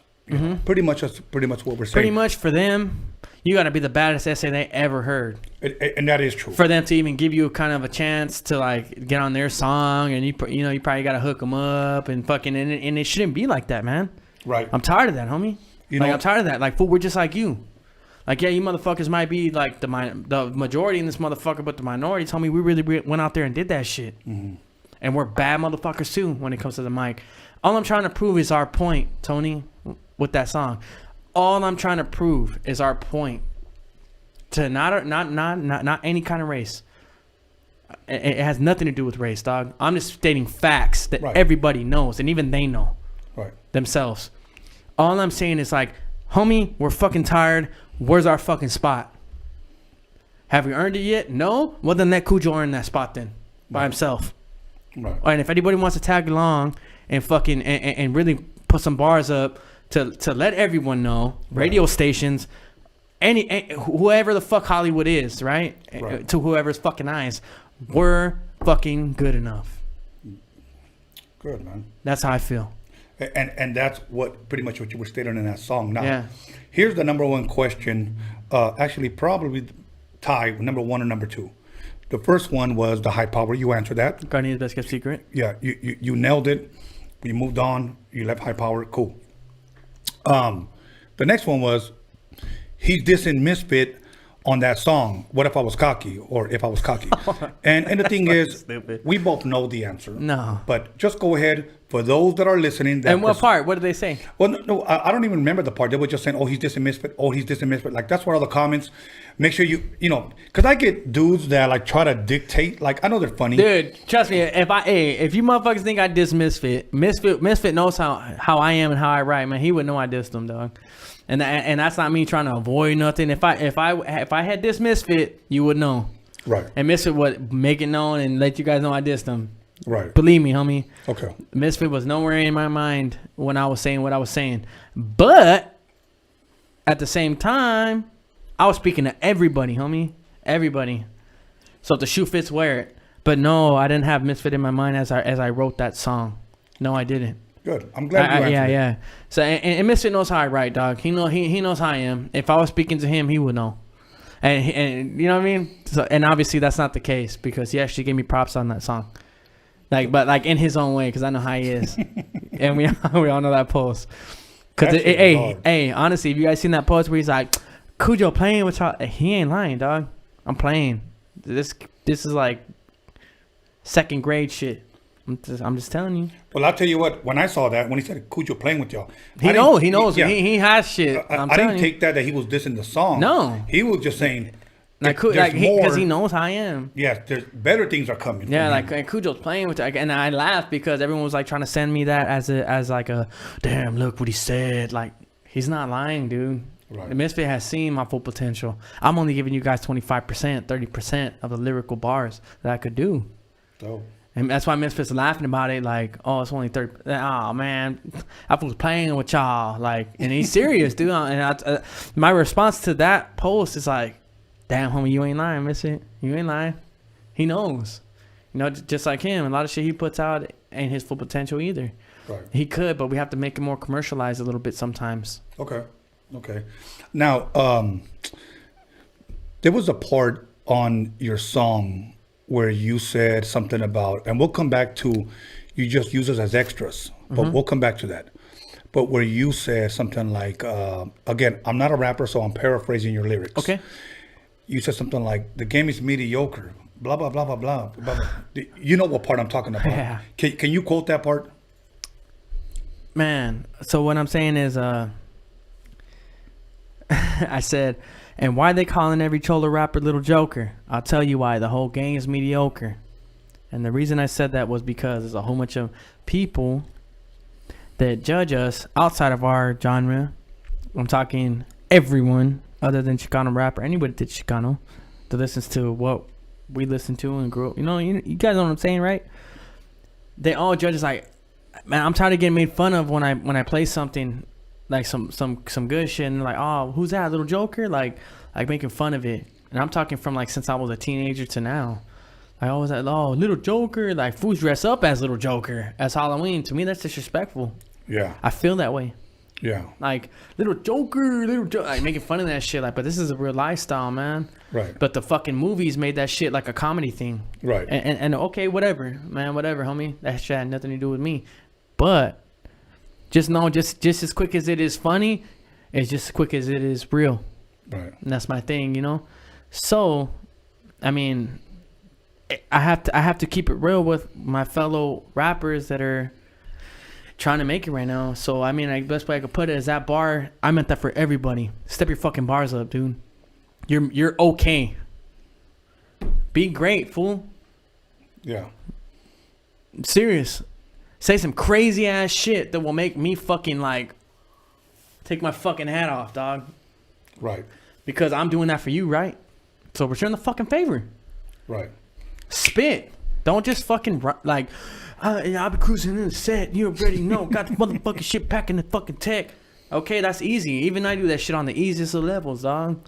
You guys need to fucking say some crazy shit. Like bring it, homie. Because it's about that time. Because Chicanos are coming back up right now. And so if you're not gonna take advantage of this time, then you're gonna get left behind. And that's all I'm gonna say about that. Period. But man. that's what I meant with that. Okay, pretty much to answer your question, Tony, because I was like, whatever, homie. Hey, what I meant with that bar is you motherfuckers ain't good enough. You are good enough, but your last fucking song wasn't. So make it good enough. That's it. Are you in it to win it, or are you in it just to fucking for the fucking look and shit? Because I'm in it to fucking prove a point. I'm in it to be the greatest, man. I literally want to be the greatest. I want to be on fucking Shady Records and a fucking BET Cypher. I want to be the fucking baddest fucking motherfucking Mexican they ever heard. Dope. Because when they hear me, they're gonna hear us. Yeah. And I represent correctly every time I represent. That's dope. So man. you guys should think like that too. So what I meant by, like I said, why they calling every cholo rapper little joker? I'll tell you why. The whole game's mediocre. All you fools sound the same. And I'm sorry to say that. And that's the truth. Hey, you know what? There's a lot of people that feel exactly like you, bro. Exactly like you. So, but anyways, you said on another part of the song, and once again, I'm paraphrasing. I'm not a rapper. Now, we talk beats. I'll be able to hum beats to you. But you said something like they only want to use us as extras. Yeah. That's the acting stuff. Yeah. Can you share a little bit? Yes. That's the acting stuff. So I said they just use us for the extras, music vids, TV shows, and then next us. Next day they see us. The next day we see them pull up in the Lexus, call the cops on us, slap them, all the pigs, arrest us. Pretty much what I'm saying is like they just need us when they need us. They need us for an extra in their fucking TV show. They need us as an extra in their fucking movie, right? Because we're authentic, right? We look the part. We are, but more than that, we are the part, and they know that. So they're gonna use us for that day. Pay us fucking 8 hours or whatever. But the next day, the motherfucker's gonna come up and might switch up. The fucking director, well, fuck that, man. This motherfucker's acting too crazy for me. I'm not fucking, I've seen it with my own eyes. Them call the cops on a fucking actor. You know what I mean? It's like, exactly what I said, dude. They just use us for their extras. Music videos, TV shows, and they next us. The next day, we'll see him pull up in the Lexus, the director, call the cops on us. You know what I mean? Yeah. It's like, it's the realest shit I could say, dude. And that's honest shit. Laughing while the pigs arrest us. Yeah. You know what I mean? Like, we got you. It's like you fucking piping a hyena and like, I got what I needed from you. I'm gonna laugh at you now. Show the homies and shit. I'm just keeping it real, dog. I'm not comparing the two, but I'm just saying, like, from their mindset, like, they're just using us, like, yeah, like they don't give a fuck, fool. That like we need the authenticity, so we're gonna take that. You know what I mean? Right. And so I feel the way I feel about that is like, man, fuck you, homie. This shit is for real. Right. You know, honestly, like this shit has fucking generations and traditions, homie. Like so you just need it for your fucking movie, right? Like that's how I feel, Tony. Yeah. You just need it for your fucking movie, homie, right? But fuck that, homie. We're better than that. Why don't man, because I know a couple actors that are good enough to have their own fucking shows. My little homie Duno, who's a fucking comedian, should be doing stand-up like a motherfucker. But because he's Mexican, it's going to be a little harder for him. Yeah. Because a couple, you know what I mean? And that's just the way I feel, and I'm tired of it. That's why I said what I said on that bar. Oh. Hope you guys can relate. I went with a good friend of mine to do they were doing a unofficial death row documentary. Mm-hmm. These were some people from Germany that came down, and they finished interviewing my friend, and they looked at me, and one guy he just keeps looking at me the whole time, right? And he talks to the other guy in his ear, and the guy approaches me and he tells me, he goes, "Hey, have you ever considered getting tattoos on your face?" and I asked him, "For what?" And he said, "Oh, because you would make a great gang member in a movie. We could put you in a leading role. You're tall." He said, "You're kind of muscular. You got high cheekbones." And I said, "Dude, is that the way you fucking see us, bro?" And he thought I was going to be like, "Yeah, man, I'm there." And I said, "Is that the way you see us? Like a fucking gang member in fucking jail? Like, are you serious?" He goes, "Well, I didn't mean to." "No, you did fucking offend me, bro." That's what I'm saying. Doesn't that make him be like, "Wait, what, homie?" Like that makes you want to be like, "What?" Yeah, fuck but you, homie. Like it makes you want to get rowdy, doesn't it, Tony? Like, no, it does. Hey, homie, fuck you. Like it makes you want to get on that level because they're so uneducated about us and they're so fucking just quick to fucking like we're at their fucking knees, you know? We're at their fucking like, yeah, like you said, like, oh man, you look the part, man, we could touch your fucking face. So he's gonna say, yeah, man, shut the fuck up. Yeah, do you want to do it? Like, you know, it's like, fuck that, homeboy. Right. Like, Right. it's because these fucking out of California places, man, they don't fucking understand. No, they don't understand. How real this shit is and how deep it gets, Right. and how traditional it is. Right. And I'm just tired of it, Tony. I'm tired of it, man. That's all I can say. I'm fucking tired of it, Tony. I'm tired of it, man. I need to say something. Well, you know what? You made it loud and clear, bro, on that song. So, and I'm thankful you did, because that's like, I said it last week promoting this interview. Well, when I said last week, what's today? Sunday? Fuck, I fucking forget. Wednesday. I said it Wednesday when my boy Cholo Fit was here. I said, you guys are going to want to tune in, because I have a guy coming in and he's got the hottest song of 2020 up to right now. Lyrically, he's got the hottest song. And I said that, and I'm going to tell you why. Not only is it true, but like the way you said it, if you're going to rap, step up your fucking game. You know, it's easy to name a drink, to name a Lolo. It's easy to, you know, to rap over more bounds. And I'm not dissing anybody, but it's mediocre and it's repetitive. Okay? Step up your game if you're really going to be a part of it. Because if not, this industry is always going to look at us as a fucking joke. That's what I'm saying. And I'm tired of that, because I've seen it firsthand. Right. Then be like, oh, yeah, homie, you're straight, whatever. And then, like, fools just ignore the fuck out of us, dude. I'm so tired of it. That's what I'm saying. You're laughing, but, like, I'm fucking like, man, fuck you, homie. Right. What I got to do then for you fools to hear me? Right. Fucking ba ba ba ba ba ba ba ba ba ba ba. Like, you fools are gonna hear me now. Right. Like, you're gonna hear the essays, homie. You're going to hear us. Right. And I don't know, I can't speak on other areas, but the Harbor area is like that. Right. If you're not hearing us, we're gonna make you hear us. That's it. And that's it. And that's the way I was raised by my uncle from the Harbor area. Like you could walk. Hey, if you could be by yourself, walk by fucking 10 people, by yourself, you make yourself known to those 10 people. Exactly. Exactly. What's up, homie? Da-da-da-da. I'm saying you fool. No, you know what's up? You know. I don't know if you. That's what I'm want saying, homie. Like that's how I am in rap. You fools are gonna know me. Right. You're gonna hear me. You're gonna know me. But what I'm representing at this point is us. But I'm not gonna say I am the representation. There's other people like Bozo, like other rappers that are representing us fucking super correctly. But I would like to say, out of the youngsters, I'm the driving force. I would like to say that. Right. And I'm fucking tired of it, man. Right, and you're encouraging others to step up. It pisses me off so much that they don't like fucking include us, man. All these fucking opportunities and shit that is like, man, fuck, what about us, homie? Right.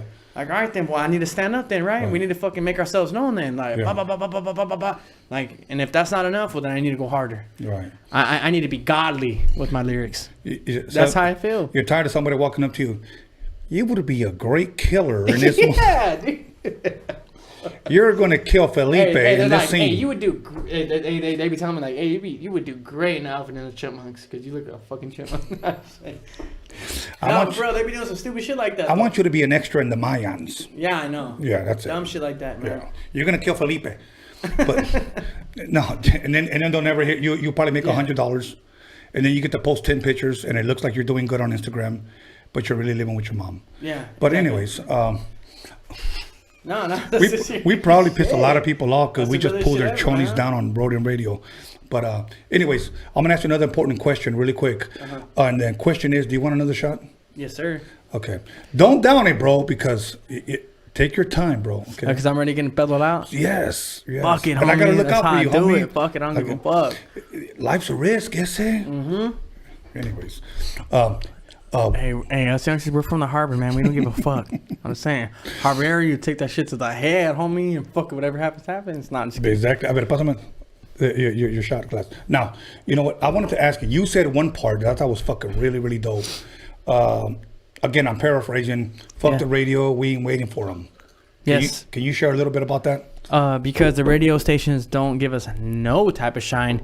And if Eminem, right? You got Eminem, the Eminem we know, right? Let's just say that fool grew up like and got jumped into the water, like ba ba ba ba ba, got jumped in, right? And he's Eminem, right? Fool's wearing long socks, whatever. Like, no matter how fucking dope he is, man, the fucking radio station will not bump him, dude. They're not going to. Right.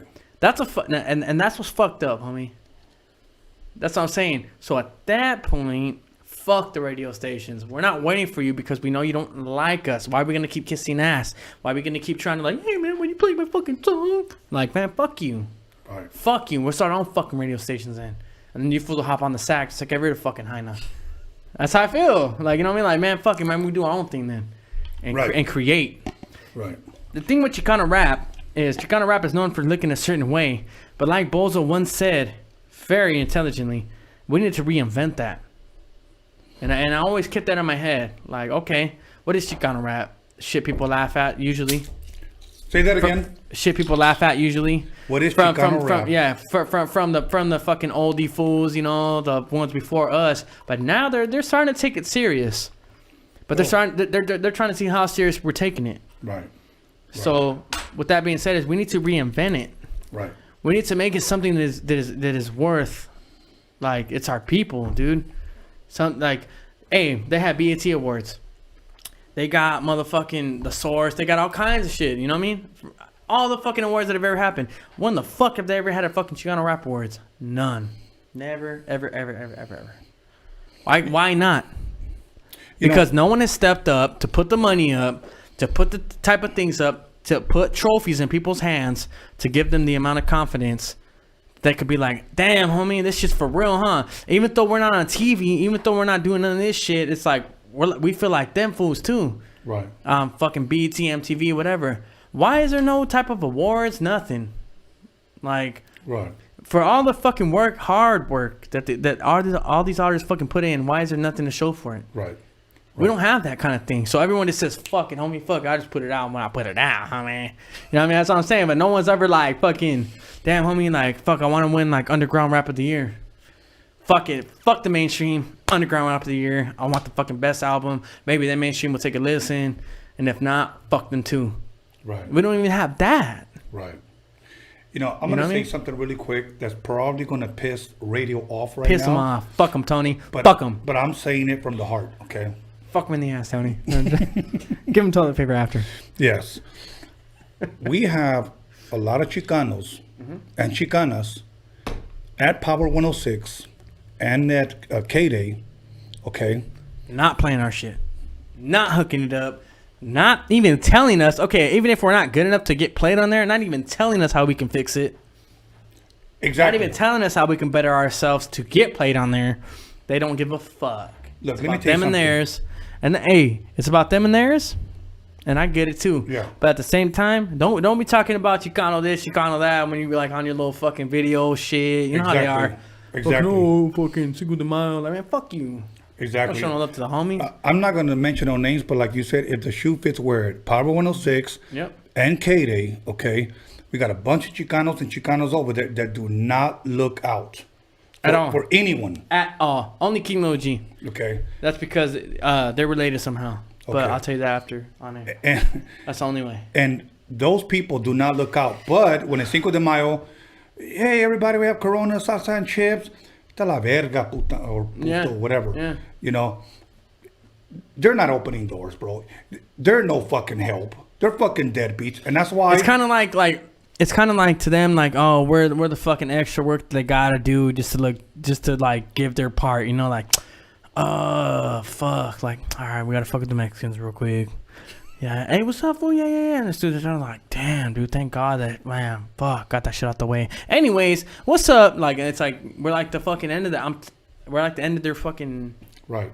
I'm just tired of it, fool. Right. I'm tired of it. You're gonna fucking hear me. Now. You're gonna fucking hear I'm the baddest. I'm the baddest, and our fucking shit's the baddest. Like, I'm talking not even just me, just other motherfuckers. Right. Like, we're hungry. We want this. We want our fucking spot. We want our spot back on the radio stations. They used to play us for 4 hours. Yeah. Yeah, I We know. want that back. Yeah. Well, you know... And if you're not going to give it to us, well, then I'm going to earn it myself. Or whoever wants to hop on that shit. Yeah. Shout out to you motherfuckers who want to hop on that shit. Okay. See, now here's the thing, though. They're not helping us. They don't give a shit. But I like to say they're Chicanos nomás cuando les conviene, when it works out for them. You Yeah, know, when exactly. you When it's know, convenient. When it's convenient. I get it, okay? But here's my thing. Say I worked at the radio station, Mhm. okay? If Chicano came up to me and said, hey, man, it's my shit, okay? I'm only there for one reason, and I'm going to be real with you. Yeah. I'm there because we already know what radio wants to hear. They want to hear the mainstream bullshit, you know. But if I could open doors for our people, here's what I'm going to say. Okay, look, bro, I love your shit. I'm going to talk to whoever, and I'm going to get your song on there. even if I have to put my fucking job on the line, because those people don't even get paid that fucking much anyways. You know, a lot of people don't know, and I'm gonna kind of like throw some people under the bus real quick. But you know how much those DJs get paid to spin? About $30-$40 a day. Nothing. Crumbs.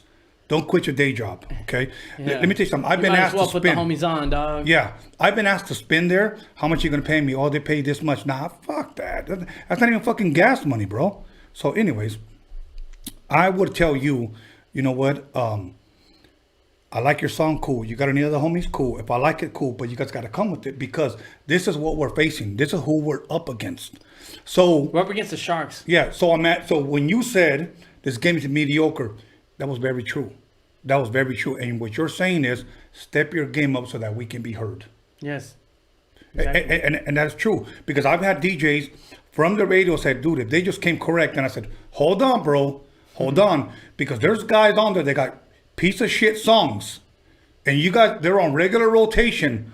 But if you take a Chicano rapper and you look at their Spotify, if you look at their YouTube, and you go by the numbers, they lap these guys. But you ain't trying to listen to them, you know, because, you know, nobody knows them, nobody. Yeah, who gives a fuck? Yeah, who gives a fuck? Exactly. So, period. But tired of that. Yeah. Anyways, you know what? I'm having a good time, bro. You having a good time? Me too, Tony. It's just fucking. I'm glad that you're vibing on me with like my reason. You know, I'm tired of that, man. I'm tired of that, homie. Like, fuck you. Hey, just like it is in everybody's hood. If you ain't gonna fucking hear us, well then we're gonna fucking make you hear us. Yes. And you're gonna feel us then at that point. And that's how I'm coming at it. Hey, I wanted to ask you a serious question. Yeah. Do you like pozole? Yes, sir. I'm gonna invite you over one day when we have some pozole con repollo, rábanos, limón, and everything. I'm here before you even make it. Tortillas, okay. And so that could you ask me a question, Tony? I want to know how you did this, how you did it. And I was like, it's too much to tell you right now. Yeah. But I'm gonna invite you over. Then we're gonna chop it up because look, I do want to work with you, even if it's just one or two songs. I don't even count it. Just okay? It is what it is. I want to work with you because But you know I got a certain loyalty to you because you're from the Harbor area. Salud. So, don't down it, way. Look at you guys. You guys look at. Fuck, homie. Damn. I had to. He's half my age and he's out drinking me. That's fucked up. Anyways, you better text me when you fucking get home, bro. I will. Okay, I'm gonna start treating you like my son, homie. Yeah, man. If I'm fucking homie, I'm at the bar, but some fucking titties on me. Exactly, homie. Tony, I got some cachetes clapping. You hear them? Tell her to stop, mijo. Hey, throw a beat on it. Yeah. Hey, bro, let me tell you something, man. I got some dope beats. I really got some dope beats because I don't release no mediocre bullshit, bro. Oh, I know. When I do beats, and when I used to work with Mello, I used to always tell him, dude, I make sure when I do a beat that every song could be a possible single. When I buy single, like it could be a possible radio song. So whenever I show you stuff, I'll show you stuff that's kind of like, I'm just starting it. What do you think? Off the drum machine. That's cool, Tone. I'm feeling that. Then I start to build on it. Cool. Let me bring out another one. Throw in another floppy disk because I will still bring out my old school drum machine. What do you think about that? I'm not feeling that. Okay, cool. Take that one out. Load up another one. That's how it works. I build a chemistry with an artist. We get a good 2, 3, 4 solid songs. You're unstoppable, homie. Yeah. You'll be unstoppable, homie. Let me tell you something. What I would like for you to do one day eventually. To do a whole album. A whole album, if possible, with no features. I could have done that. Okay. Yeah, I would actually rather do that, but usually they want me to fuck with features. Okay. All right. Just to switch it up, but I would actually rather do that because that's what I'm used to doing anyway. Okay. Before right anything, you know. And the reason why I say that is because some people today, they say this is my album, but in reality, you have 20 dudes fucking rapping on your album, bro. It's a compilation. You know what I'm saying? Just you know, LL Cool J said this, and I'm gonna quote him. He said something on Twitter, and people took it offensive. He said, my first album went double platinum and had no features. And when I said that on Twitter, people got offended. What do you got against features? ain't nothing. If anything, when you don't have features, it actually shows real talent on what you can bring by yourself. When you have features, it's kind of like, hey, homie, help me out, homie. It's kind of like that kind of thing. Like, fuck, homie, I got like 9 songs that are with it. But I got these 3 other songs. Like, damn, homie, like, if you could hook it up, you know? Just saying, like, it'll be a fucking super banger.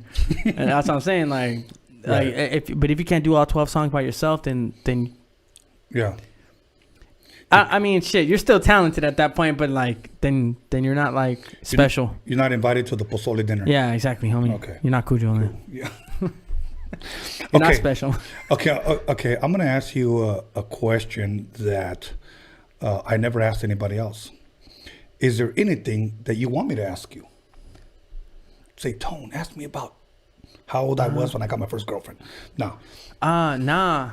I mean, yeah, no. I wish you would have told me that before I came, because I would have come with a gang of fucking questions. But no, I don't. I mean, what do you really wonder? Fuck it, man. They're watching. We're good. What are you really wondering? Like, okay. Well, let me ask you this. Right now, what can people expect from you? You dropped this song. Mm-hmm. Okay. Is there anything else coming? Yes. Fat First exclusive. I'm dropping an EP, but I'm going to turn it into an album. And it's going to be called, and I don't give a fuck what you say, Stevie, because I know he's listening. I'm going to call that shit Diamond in the Snake Pit.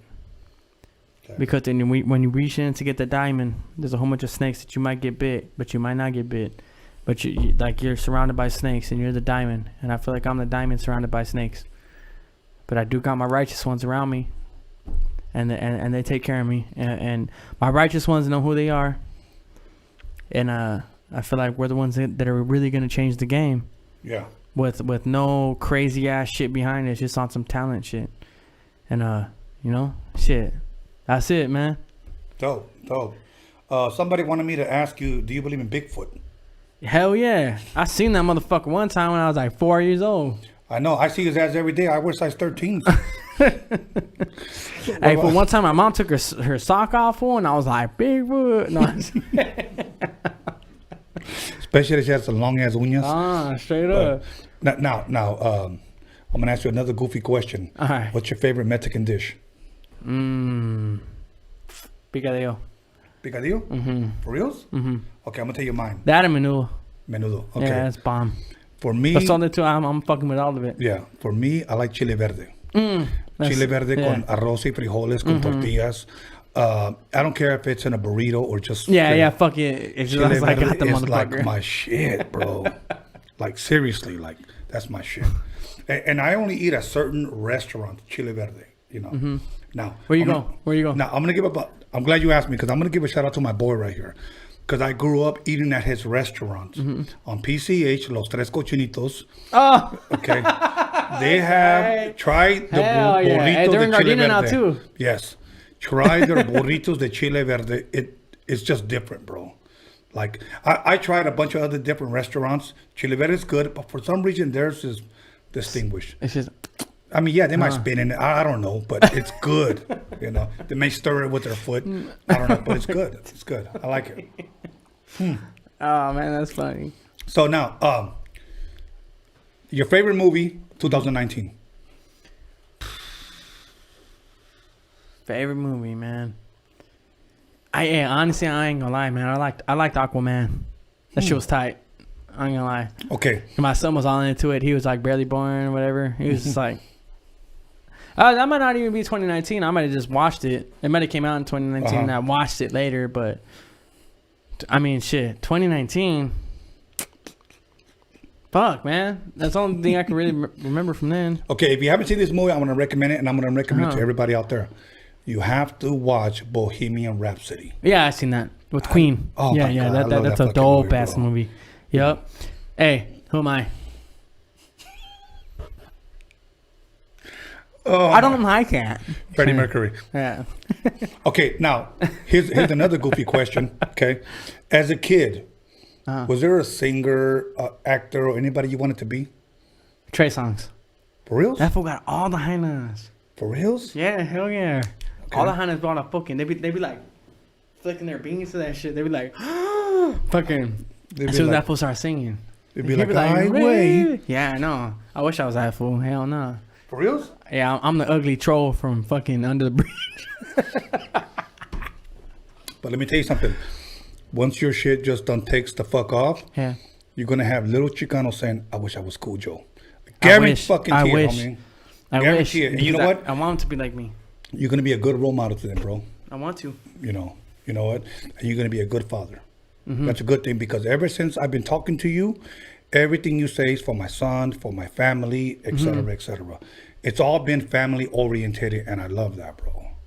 Because family should always come first. I've had people that have canceled on me and told me, you know what, it's because of this, my son is sick, or my son, or I can't leave.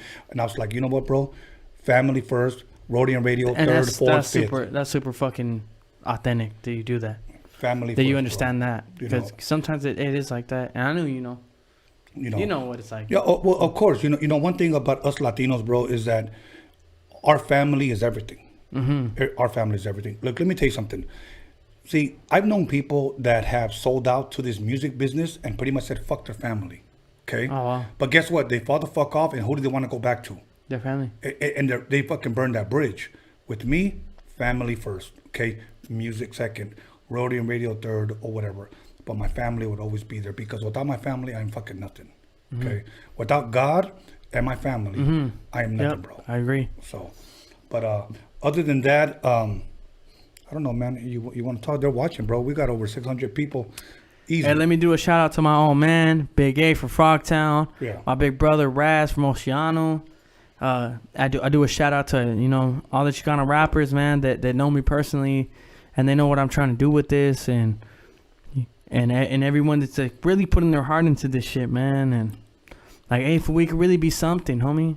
Like we could be like great. You just gotta believe in yourself the way I believe in myself, and the way that I believe in you guys.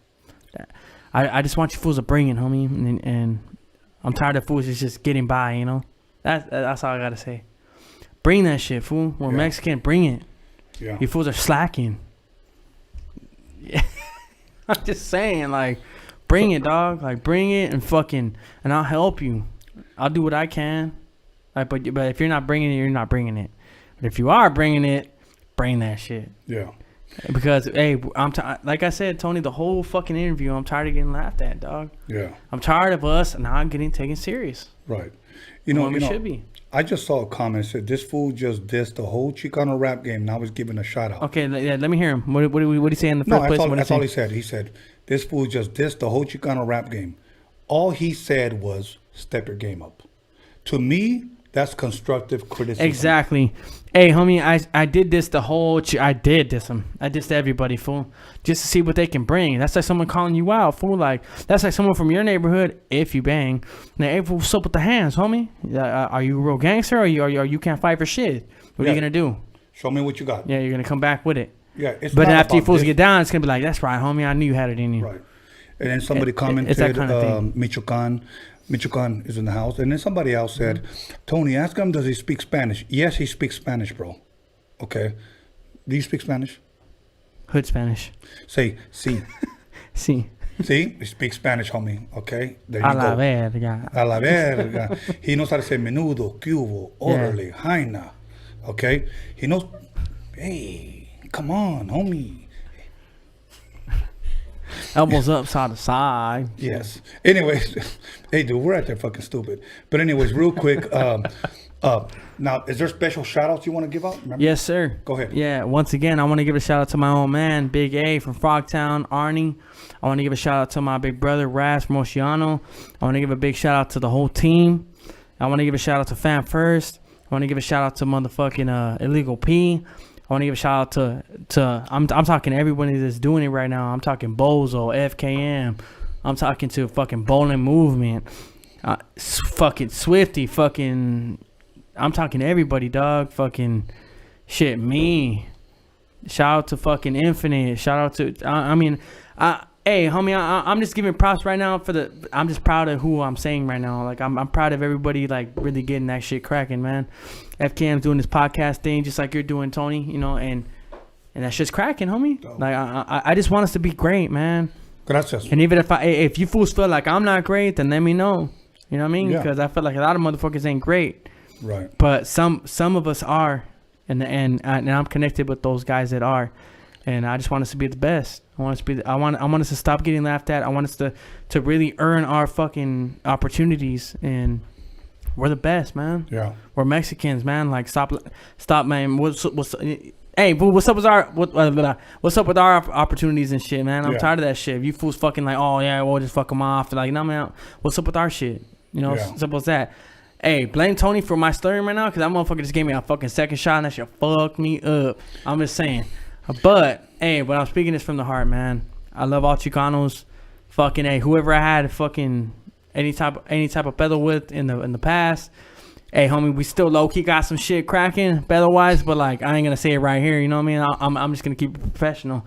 But, like, what's up, man? We got to make something of this, man. Yeah. Because we're all talented. We really are all talented. So that's all. Now let me say this: I'm not to blame. That fool got me fucked up. Hey, Tony got me drunk as fuck. And this fool's lying. That fool made me take shots. Fuck. See, if this guy crashes, I'm the one that gets arrested. That's fucked. Nah, I'm right down the street. Fuck, I can walk home. Anyways. Nah, for real though, man. It's how I feel. No, don't worry. I'm gonna sober you up. I'm gonna give you some milk and a bear hug. But anyways, other than that, did you give a shout out to the homies already? Okay, cool. To the homies. Let me go ahead and say that GARDENA is in the motherfucking building. Okay. Give a shout out to the motherfucking homies that are watching. Much love, much respect to everyone. Shout out to Dogtown Stoners, West Side. Yeah, that's right. I had to say that, you know. And the Harbor area, you guys know who you are. Everybody in my neighborhood, in the city of Wilmington. Let me give a shout out to, damn. You're drunk too? Hey, you're a little bit, yeah. I am. Hey, I'm a little. Okay, in the hood, you know how we would say when we were drunk? We would say, I'm drunk. So I'm drunk. Hey, they'll be like, nigga, I'm drunkies. Yeah. Right now, I'm drunk, yeah. You know, let me give a shout out to Arizona. Let me give a shout out to San Pedro. A lot of people coming in. Once again, we said Gardena, Torrance, Arizona, Texas, Seattle, California, Baltimore. Hey, man, shout out to the whole motherfucking Harbor area, man. Yes. For rocking with me, rocking with Tony. Hey, the Harbor area is the area. And that's what I always represent from the start. And all you guys know that. So shout out to the motherfucking area. Roadium Radio, that's in the area. So support. Yes. Aslan Nation from New Jersey. He supported Roadium Radio. And let me give a shout out to Kina from Las Vegas. Much love, much respect. And once again, let me go ahead and give my shout outs. There's so many people that I want to shout out, but I'm going to go ahead and just keep it. Washington, Bakersfield's coming in too fast. Fontana, New York, Compton in the motherfucking house. What's up, Tony? San Gabriel Valley, AZ, Phoenix in la casa, all that, Pozole in la casa. Anyways, Nalgas in la casa. Anyway, let me give a shout out to my boy John motherfucking Elkins, because without him... Hey, John Elkins, man. Yes. Follow John Elkins on fucking Instagram. Follow him. And that's your shit for, right? You know, yeah. John motherfucking Elkins. DM him, inbox him, page him, pray for him, email him. Yes, buy his anal bleach. Okay, his stripper glitter is coming out soon. His coochie oil will be out soon. It's in the process right now. And other than that, be looking out for his twerking video. He's gonna show you women how men twerk. Okay, because men usually twerk during missionary position. Okay, but other than that, also to my boy DG Media Clips. And Sandy Pants, she's going to be coming back on her podcast, so be looking out for that. Let me give a shout out to Noelle. Much love, much respect to her, R&B artist / rapper. And let me give a shout out to my brother Ruben. My brother Ruben, you can reach him on Instagram, Spy Smuggler. He sells dick pumps. So if you have a small weenie and you need a dick pump, go ahead. So order. Okay. Other than that, you know what? Let me go ahead and get my boys, John's. Oh yeah. Make sure you subscribe and hit the notification bell button. 20% off the Roadium Radio DOCUMIXERY. Go ahead, sell me out. Let me tell you something. You will not be disappointed. Okay, it's only fucking $20. Look, Donald Trump just gave you guys money. You have money and you have time. Okay, so go ahead and watch the shit. I guarantee you won't be disappointed. If I'll tell you what, if you're disappointed, I'll have my boy John give you guys a lap dance. But other than that, the CDs, bullshit, scandalous, dope beats, and in effect will be in store in about a week at the latest. In about a week. Okay. Go ahead and hit us on the super chat. Give us a donation on the website, okay? Because we are going to start working on, restart working because we already started the Chicano rap documentary, okay? The apparel will be back up soon. We got a new printer. As soon as this Corona bullshit is over, we're going to reopen up our store to you guys go buy your shirts. Roadium Radio Podcast available on Spotify, Apple Podcasts, iHeart, all audio platforms. Once again, leave us feedback on the DOCUMIXERY, at least 30 seconds. Now we're saying 30 seconds to a minute on how you feel about the documentary, what you guys thought, if it was any good or not. Once again, subscribe, share, comment, hit the like button. And if you want to submit music, if you want to submit any artist, go to roadiumradio@gmail.com. And let us know if you guys have any comments, any complaints. If you want to tell me to fuck off, go for it, okay? Submit your artists, submit your music, submit your videos, and go from there. Other than that, have a blessed night. But you know what? Wednesday, today's Sunday, right? Mm-hmm. Yeah. Wednesday, we're going to have a fucking special guest. You guys are not going to believe who's going to be here, okay? You guys are not going to believe it. I guarantee it. Other than that, Kujo. Hey, it's fucking Captain Underpants. I'm letting you know right now, homie. Yes. Okay, now I'm going to ask you one last question, then we're out of here, right? Yeah, fuck it, homie. Okay, who lived in a pineapple under the sea? SpongeBob SquarePants. Take us away, Johnny boy. Fucking homie, Harbor area. Whoa.